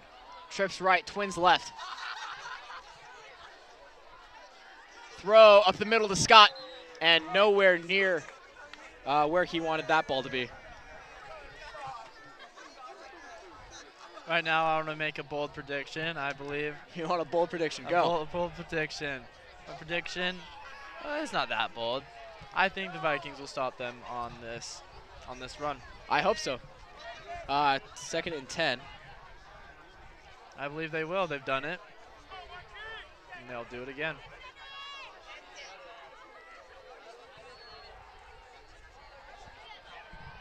Handoff up the middle by Scott. And I don't know, maybe your bold prediction is a little bit more bold this time than it should be. Yeah, you're right, man. Maybe should have kept my mouth quiet. But you know, still an opportunity. I got 57 yards left to go. 58 yards left.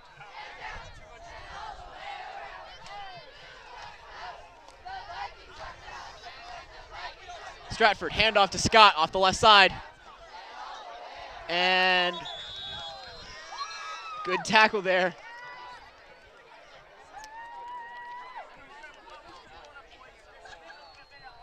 That one is number 5, Stockton Vinker. He's had a few good tackles here recently, just within the last couple drives, as well as in the first quarter.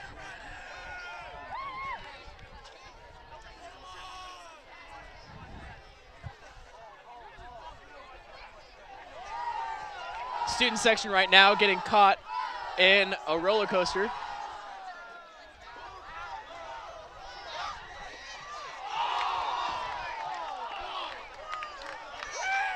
I believe someone fell down, not exactly sure what happened, but always great to see that Viking spirit up at away games, especially state games. Exactly. You go to these games, and I like it when the other team, especially when it's a away game for either us or the other team, that they have students that show up. I hope. And it's nice to see that it's not just the Vikings, that it's also the Silver Wolves that have a great student section. And even though the Silver Wolves are down, that size has not changed the whole time we've been here. Yes, for sure. It's all about the school pride.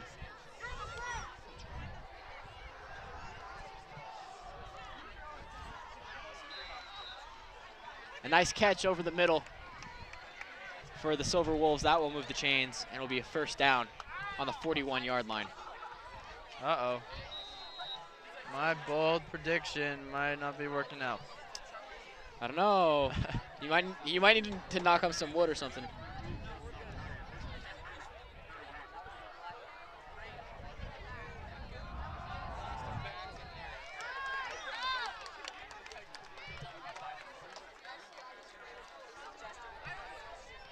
That was a good stop by the Vikings. 2:45 left in this third quarter.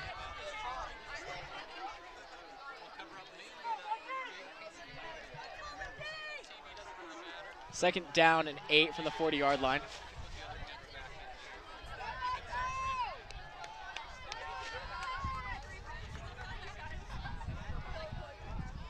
Stratford drops back. Throw over the middle. And no good. Incomplete pass. That could have been another touchdown for the Silver Wolves. But it will stay 38-7 for the Vikings. And a great play, great coverage by Jaden Maldonado on that. Wow, that was a bit lucky, but great coverage. He threw into triple coverage, which was not smart for Stratford to do, but a good end of the play overall. 3rd and 8 right now. So far, the Viking defense has been able to pull out and stop the 3rd down conversions. Stratford, shotgun. Pass, handoff, Scott. Up the middle, down at the 31-yard line. And he is shaken up on the play, and he is not getting up. Holding his right calf, or his right hamstring, rather.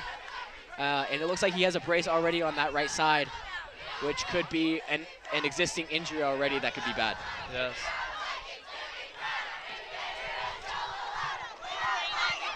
So 4th down and 1 from the 40-yard line, and the Vikings will huddle up and figure out what's happened.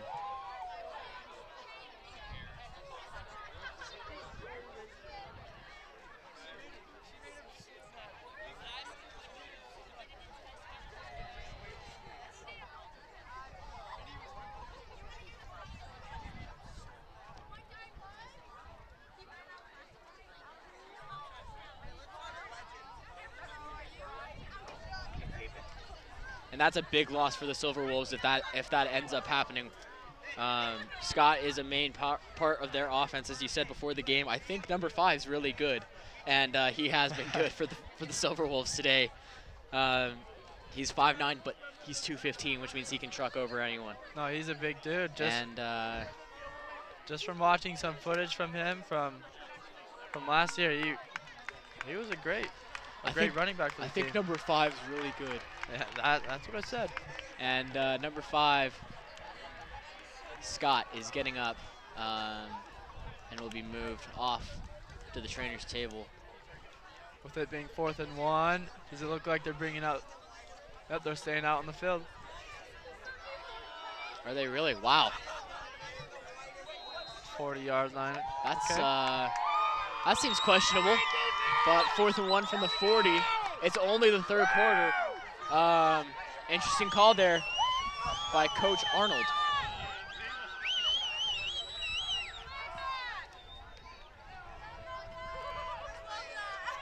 Play action, left side, and that first down is good, and he has more. Touchdown, Silver Wolves. 38-14 with 1:44 left in the 3rd quarter.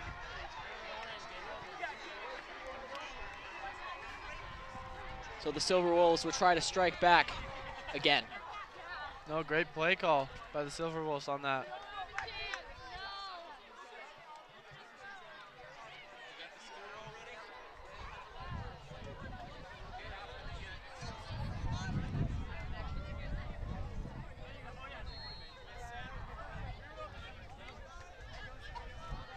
So Bolos ready to kick the PAT.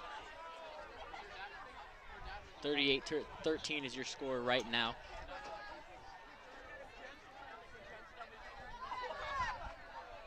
And that one is good. 38-14 is your score right now. 1:44 left in the 3rd quarter. Mike Camaro almost coming up with that block. He was very close on that.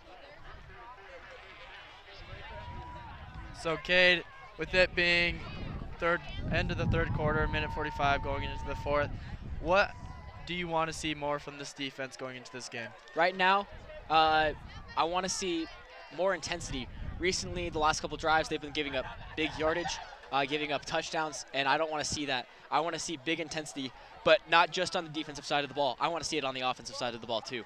I want to see Jake Jensen making those big throws. I want to see Dane Christiansen finding those holes and getting to those, getting those touchdowns, getting those big yards.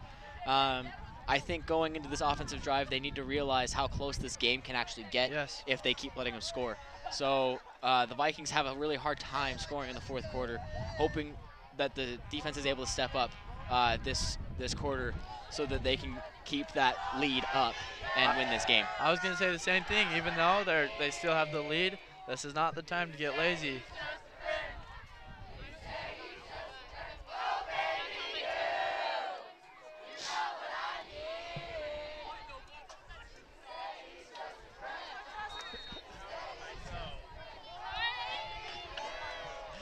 So a good kick by Fremont will go to Jackson Hill, and he'll go up the middle.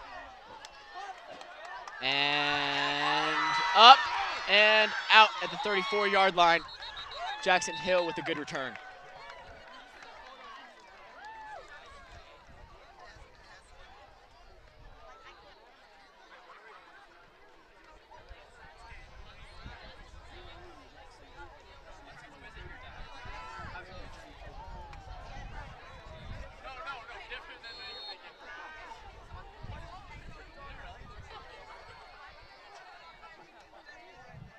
So Jake Jensen in shotgun. Jackson Hill to his right, Dane Christiansen to his left, and Rex Connors to his right.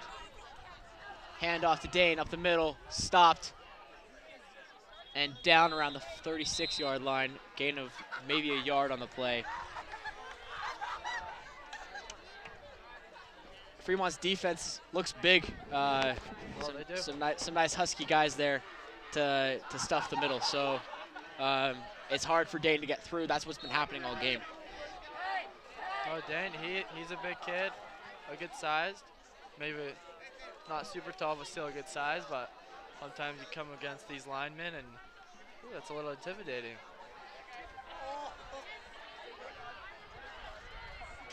Jake Jensen, shotgun. Dane and Jackson to his right. Handoff, no to Rex Connors. Play action. Rolls around, throws it out of bounds. And a good job by Jake Jensen avoiding that sack, but needs to watch, the offensive line needs to watch what's happening, because right now it's been really difficult having Jake having to scramble. And Jake leaving that pocket, missed well, as he was leaving the pocket, Dane, he was open. Yeah. Wasn't able to see him. So intentional grounding there by Jake Jensen, which brings the Vikings down. Vikings back 5 yards. Not a receiver where he threw, so they will call that intentional grounding. Coach Wooten not happy with Jake about that. As you can see him talking to him still, even after the play. Just too many penalties for this Viking team. I'm almost shocked that they're able to still stay ahead. So 39.9 seconds left in the third quarter. 38-14 is still your score. Second and 8 from the 35-yard line is the play that we're awaiting right now.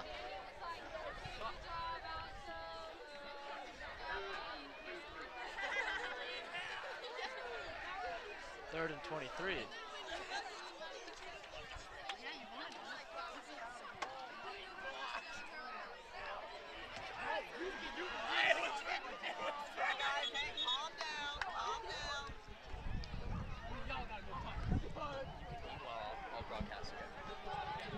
So 30.7 left in this third quarter. 4th and 23 from the 35-yard line.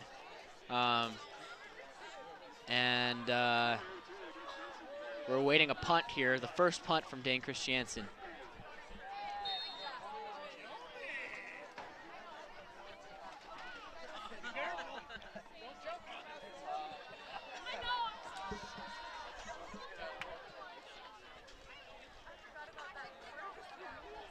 Dane Christiansen, good kick. Be back around the 35-yard line. Stockton Vinker going after him, but he will run out of bounds at about the, looks like around the 35-yard line.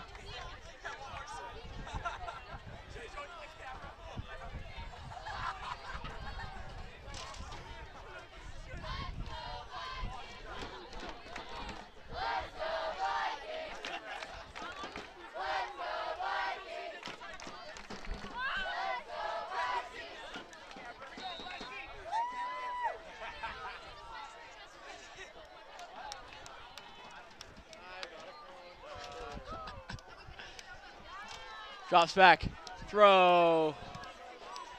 Oh! Almost picked off by Easton Fowler at the 40-yard line. Sorry, that's Dallin Espiritu.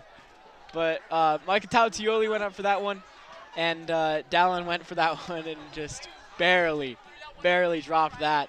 That was a little rough for him, but nice play, nice play. Hopefully it'll be good for the Viking defense to see where that ball is coming from. Just got to keep his eyes on the quarterback.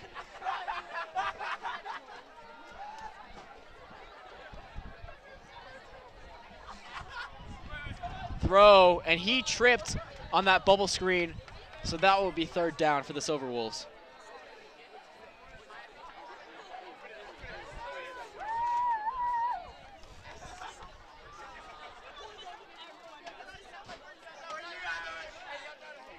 Vikings defense doing really good right now. 3rd and 10 from the 40-yard line with 11 seconds in the third quarter. This has been the longest minute of the entire third quarter. And I'm expecting a good fourth quarter to come out of this. Right now it is 38-14. Vikings up by 24. And that can be chipped away if this Viking defense lets up. Rolls to his right side. And dropped. So it'll be 4th down for the Vikings. A great drive, great coverage for the Vikings secondary as they're able to get this 4th down from the 40-yard line with 5 seconds left in the third quarter. And it's been a long minute here, ladies and gentlemen, as Bolos is ready for the kick. Nice punt. And it'll be out of bounds at around the 27-yard line.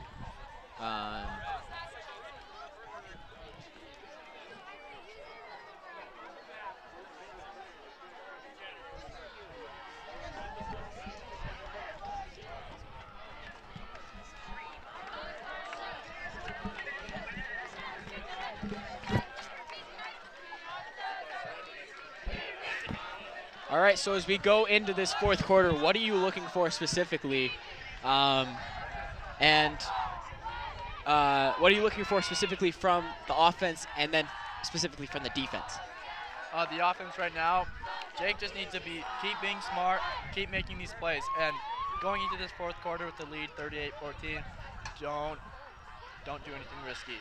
Listen to your coach, make smart plays. And then with the defense, I felt like that last drive they were just a little bit, I don't know if you want to say lazy, they just weren't into it, that last drive. Not that last drive, the drive before that when they scored. So I think they just need to keep the intensity up and keep playing their game like they played at the East game and then most of this first and second quarter. Yeah, I completely agree. They need to have those clutch stops there on defense to end the fourth quarter. And it's 38-14 right now, so not too much to worry about. They'd have to get 3 touchdowns and a field goal to even tie the game right now. But if Pleasant Grove doesn't score or doesn't get stops, that can be a big deal going forward. And I think it's really important that the defense keeps on their toes, as well as Jake Jensen and the rest of the offensive team. They're exactly right. They just got to keep playing their game. Yes, they do. Jake Jensen in shotgun. Trips left. Drops back. Throw. Caught by Easton Fowler. Runs up the middle. Finds a hole and fumbles. And that is a fumble for the Vikings.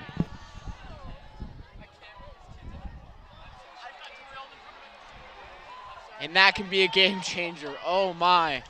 Oh my. It is 38-14, 11:44 in the fourth quarter. And that's really sad to see right now, heading into a very, very vital area where the Vikings need to be on their toes. They need to keep the ball and not make any mistakes. Easton Fowler got to the 50-yard line and did a great job getting there, finding holes, breaking through tackles, but ultimately dropped the ball around the 50-yard line, which is not good, as Stratford gets in shotgun.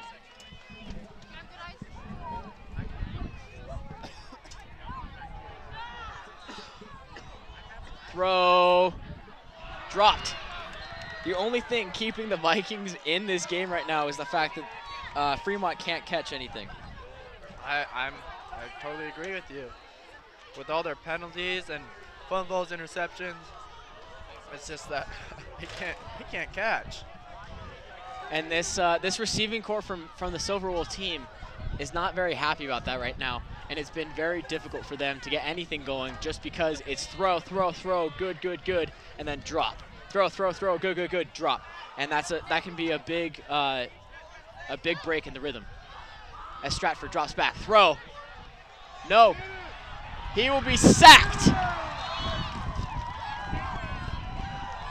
And he's excited, getting pushed around by Fremont players. He was just trying to get out there so he could celebrate in front of the Viking fans. And right now, this Fremont team, they're relying so much on their pass game right now since their player number 5, I forgot his name, sorry. Stockton Vinker. Oh, wait, from Fremont? From Fremont. Number 5 is Jay Scott. With him being out and seems to me a little bit hurt, it's hard not to have your running game in there to help you. So Stratford in shotgun again. Twins to each side. Takes the snap, drops back. Looks right, throws right. That is caught, but is it out of bounds? No. It was in. That will be down. Jaden Maldonado on the cover. Trying to see first down for the Fremont team.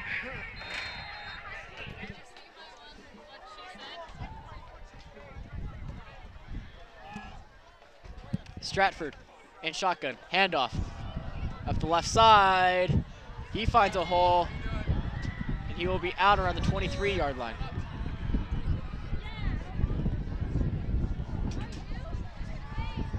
And I could be wrong saying that the running game might be not as well, but number 25 had a good run on that play.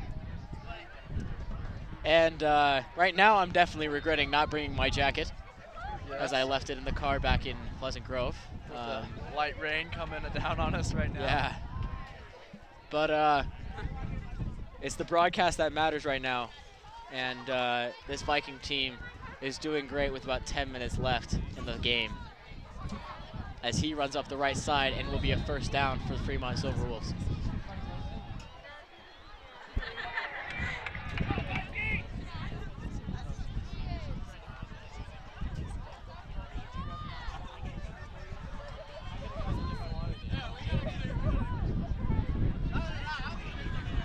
Viking defense needs to step it up. Right now they're giving away big plays as the Fremont Silverwolves are on the 25-yard line.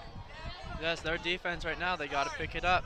It's like I said, don't be lazy. Going into the fourth quarter, that's going to kill you.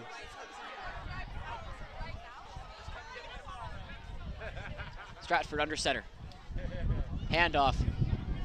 He will go through the middle and is stopped around the 20-yard line, I believe, 23 something. We're not able to see that far from our point of view, but we will await from the monitor to see what it is. 2nd and 4. Looks like it'll be from the 19.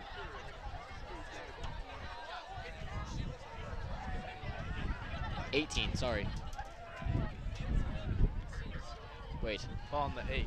Ball on the 8. Yes. I don't know if that's correct. Stratford around the right side, throw, penalty marker down. Don't know if that's a touchdown just yet.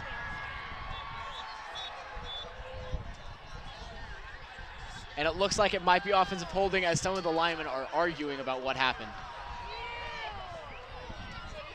No one is celebrating just yet. I'm still so surprised with the amount of penalties going throughout this game. It's too many, Cade. I agree. I love seeing football games where the refs are able to let them play, but it doesn't look like that's going to happen this game, and it'll be holding on the offense, drawing back another touchdown today. The first one coming from the Vikings, and this one now coming against the Silver Wolves. It'll be 38-14 back at the score, and it'll be 2nd and something. We can't exactly see where the ball is placed. There are too many people in the way right now.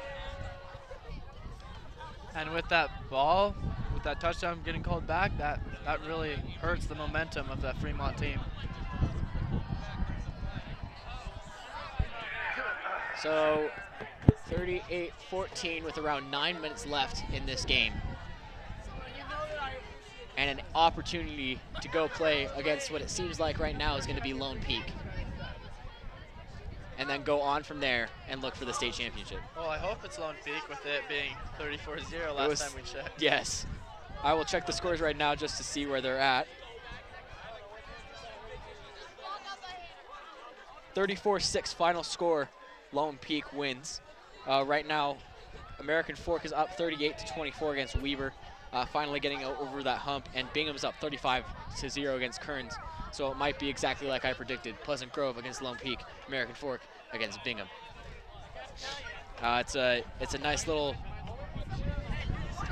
Oh, on a missed catch by, I believe, I can't tell from here. Number 6.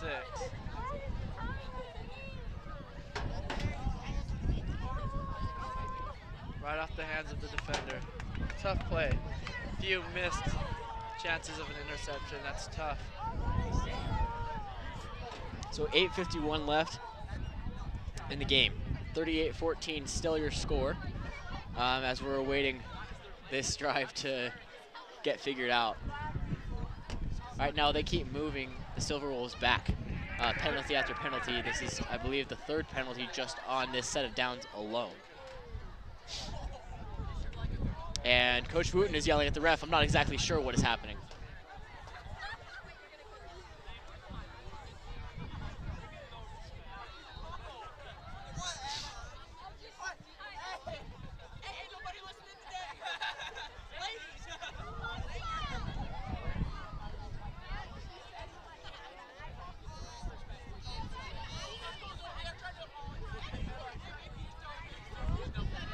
Stratford in shotgun.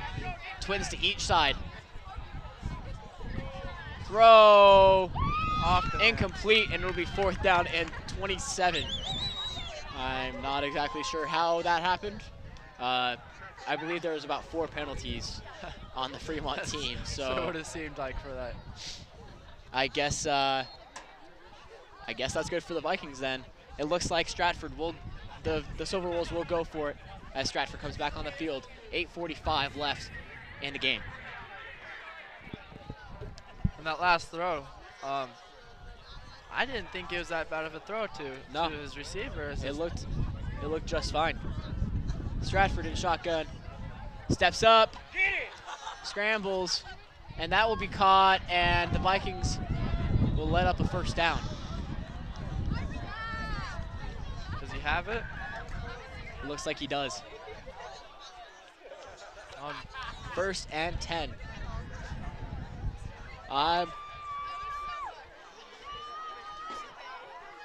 No, I believe the offense is... Maybe it was a turnover on downs. Maybe that's why we're seeing the chains move. Yeah, it looks like it was turnover on downs by Fremont. They had to get the touchdown. I believe it was 1st and 27 going to the goal line. So the Vikings will get the ball at around the 5, 6, 7 yard line, 8 yard line maybe. It's really hard to tell. We really can't see very well. Sorry, ladies and gentlemen. We would like to tell you where the ball is though. Handoff and down. That was Dane Christiansen on the carry. He looks pretty close to the 10 yard line, so I guess it'll be around the 9.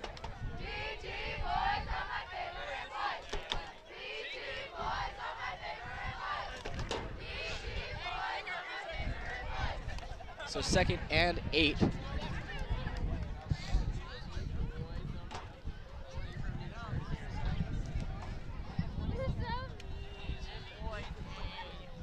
Jake Jensen under center. Drops back, and it's a... I don't know what happened. I guess it's a handoff to Rex Connors up the middle. I'm having a difficult time seeing, so the play call might be a little off right now until we can get a better visual. Right now 38-14 with the clock winding down. It's 7:30 left in the game. Yes, with it being 38-14 with the Vikings having the lead in the 4th quarter, it's time to just waste the clock. And the ball off, waste some time off the clock. And caught by Stockton Vinker. Looks like the 14 yard line, so it might be a 1st down here for the Vikings. Nope, 4th down.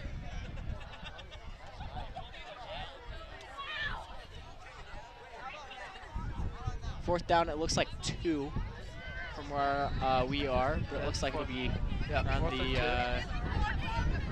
the 20 yard line. Probably the 17, 18 area.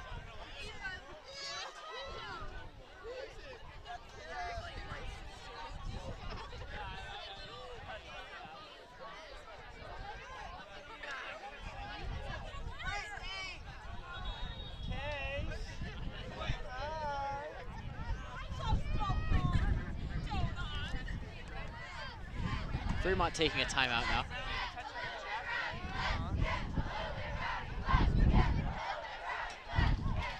So, Parker, as we go into the final minutes of this 4th quarter, what are you looking for from the Vikings to make sure that they get this win? Well, we've been saying this all game. Right now, it's the defense that is going to pull off this win or this loss for this Viking team, most likely. A win, hoping because of such their high advantage lead right now, but still, it's the last thing they want is to be lazy and let Fremont drive down the field and put up some points on the board.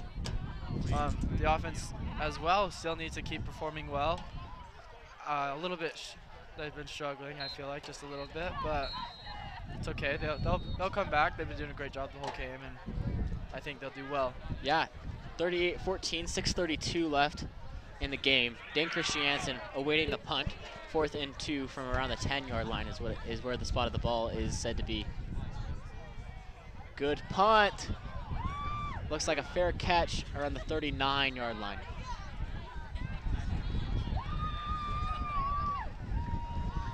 So 6:24 left in the game. 1st and 10. What are you looking for defensively on this drive? Well, just I've been saying it the whole game. It's they have to get a stop. That's probably their main key right now.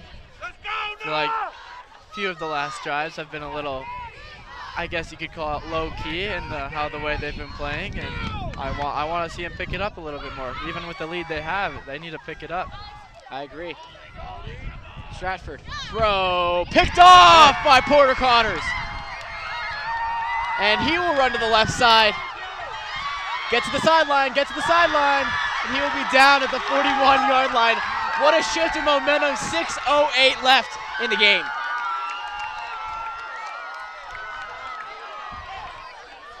And that's what the Vikings needed to close down this game.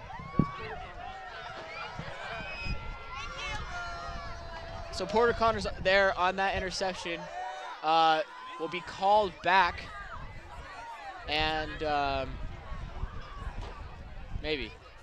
There was a penalty on the play, not exactly sure what it was, but never mind. It will be Viking ball.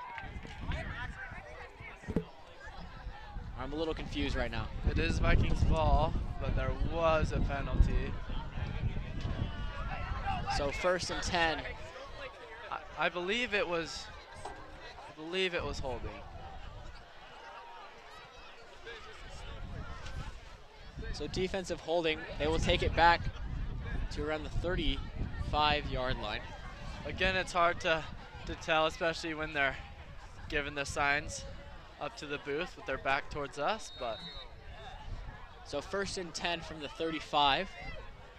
Vikings will start maybe one of their last drives of this game.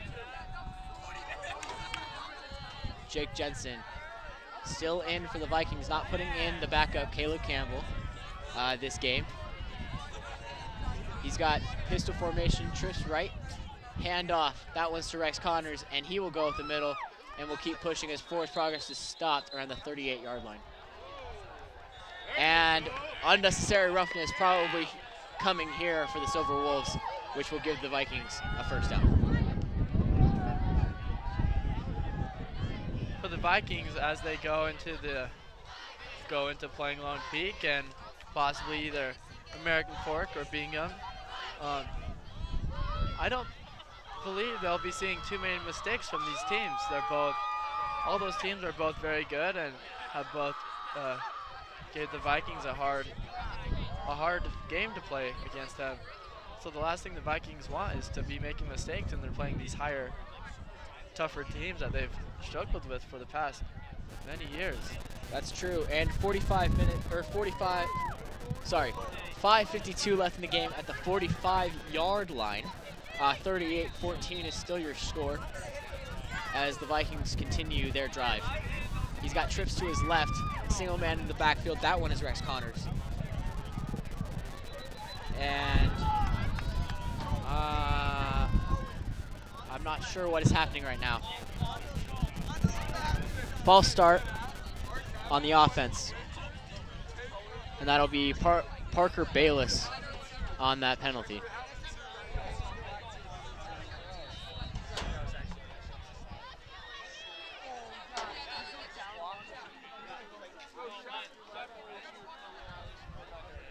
Down here in Fremont, it is starting to get a little bit cold. With a little bit of light rains here and there, it's making it a little tough to stay warm, stay active. Yeah, we're really regretting forgetting those jackets in our cars, aren't we now? Definitely. That would have made all the difference for me right now. Jake Jensen under center, trips left. Rex Connors in the backfield. Play action, throw. And that one will be thrown out of bounds intentionally. 2nd down from the 45-yard line. 50-yard line. They're not updating the scoreboard right now, so I'm getting very confused. But it is 2nd and 15 from the 50-yard line.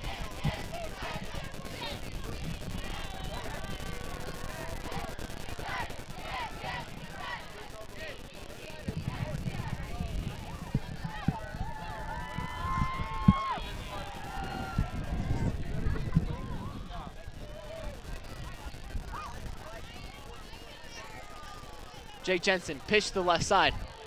That one is Dan Christiansen, and he will find, oh, and a big tackle there. And Parker Bayless getting into a little bit of a scuffle with Fremont and Pleasant Grove. And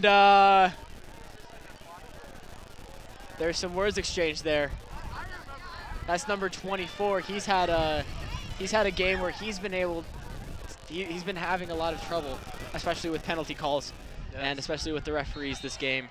And so that can be a little difficult sometimes. This Fremont team it's just not their, it hasn't been their day.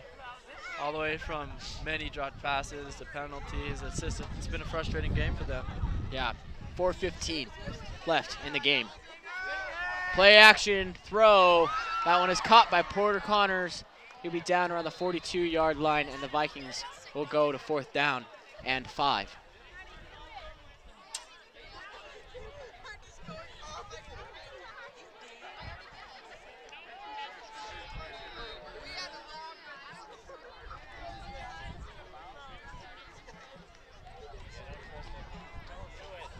Fourth and 4. Vikings are keeping Jake Jensen on the field, not going to Dan Christiansen for a punt. Good play call in my book. I think, 3 minutes left, 4th and 4, 45-yard line. I don't see why you don't do it. Clock's still running, yeah. With the pistol formation, Jake Jensen, handoff, Dan Christiansen up the middle, and he will run over the ref and run to the right side and down at the 18-yard line. Oh, wow. Oh, my Dane.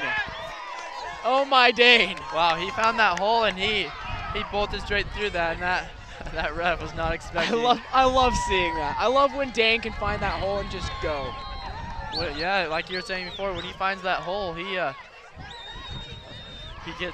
makes something out of it.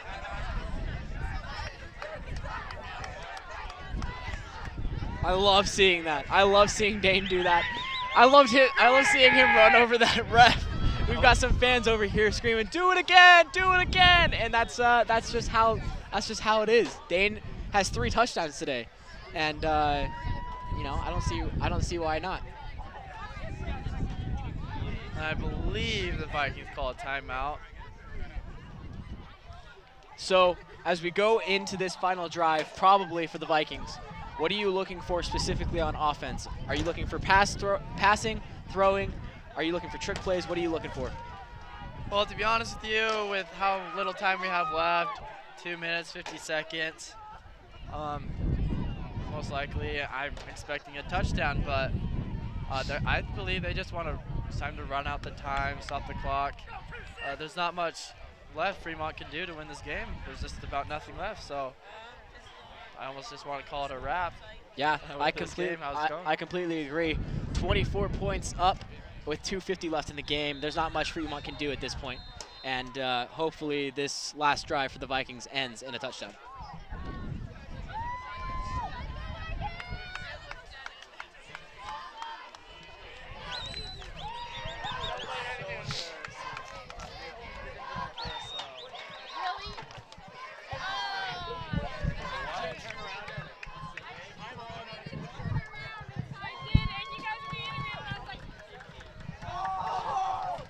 Jake Jensen under center. No, they put in Caleb Campbell.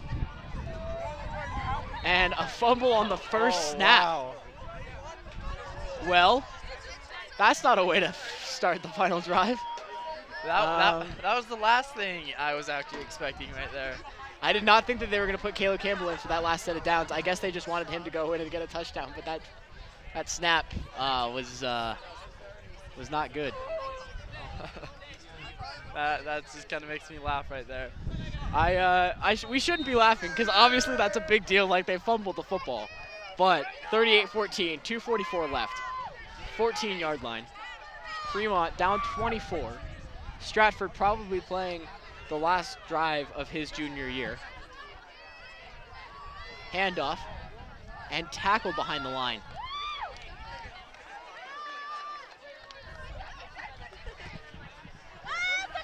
And ladies and gentlemen, it is cold. I am very cold right now, and I just want you guys to know that for whatever reason. Just be glad that you're at home, cozying up, watching some Viking football while we're out here just with it going to the last 2 minutes, 12 seconds. I don't know, what else is there to say? It's true. Stratford, throw, no, pump fake. Now a throw. And bobbled, out of bounds, incomplete.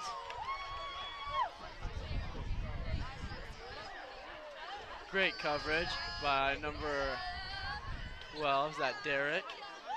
Derek Ray, I believe. And also on that coverage was Stockton Vinker, number 5, who has been all over the Vikings secondary today.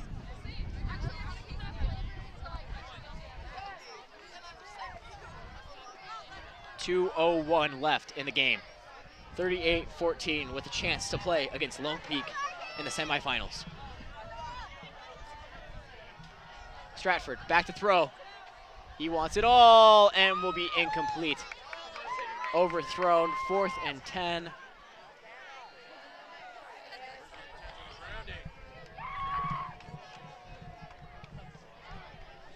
So 1:55 left in the game.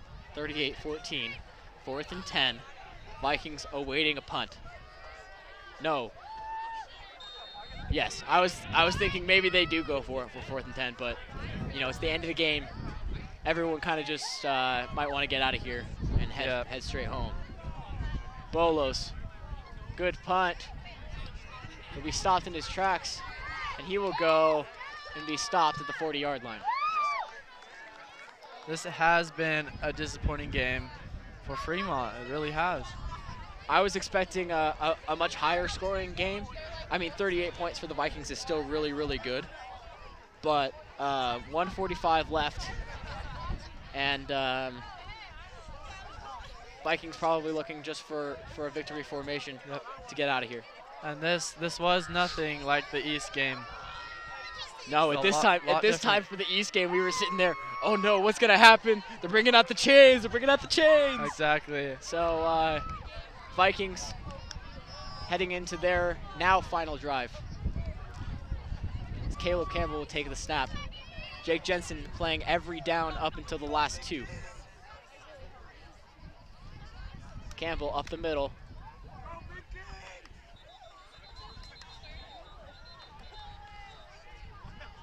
And forward progress was probably stopped around the 40, but they're going to let the clock run.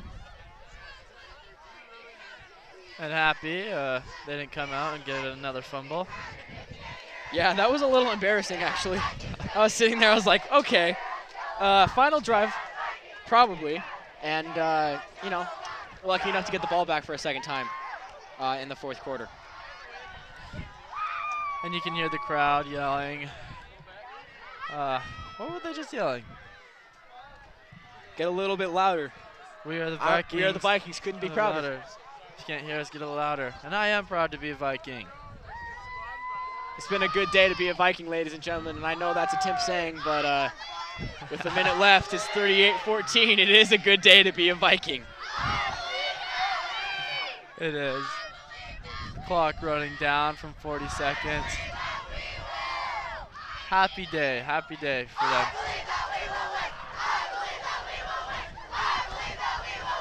Caleb Campbell in I formation. Clock winding down. Handoff to Jaden Maldonado, the future of the Viking football team. We'll close out this game with 20 seconds left. And your final score, Vikings 38, Fremont Silver Wolves 14. And the Vikings get their second win against the Fremont Silver Wolves. And they will go on to play Lone Peak at Lone Peak next Friday. That is a big game. That is a very big game. The next game is for an opportunity at the state championship. Exactly. So looking forward to next week. Rivalry game. Lone Peak, Pleasant Grove. We've seen it before. Last time, Jake Jensen was hurt because of the AAF game right before that. What do you think Pleasant Grove has to do this time to get this win against their rival Lone Peak? Well, I kind of want to relate this next game to the game at East. The Vikings showed up and they were there to win. They came with confidence and just came to play. Their defense had an amazing game, and as well as their offense, and I'm just hoping they can do the same thing. I don't want to see as many penalties next game because I think they played well and got lucky and they were able to pull off a win. But I feel like when they go and play these very good teams, like Lone Peak, of course, when they get these penalties, it's not going to help them. That's true, and it's not just the penalties, it's the fumbles. 3 fumbles today. Yes. That's the most I've seen out of a Viking team all season. And right now, they need to work on those little mistakes. They need to practice hard. This has to be their biggest week of practice because this is for Rice-Eccles. This is to go to Rice-Eccles Stadium to go for the state championship. And we'll be back here for you guys on Friday against Lone Peak. And we'll see you then. Your Vikings win 38-14 against the Fremont Silver Wolves. My name is Cade Forrest. This is Parker Madsen, and we'll see you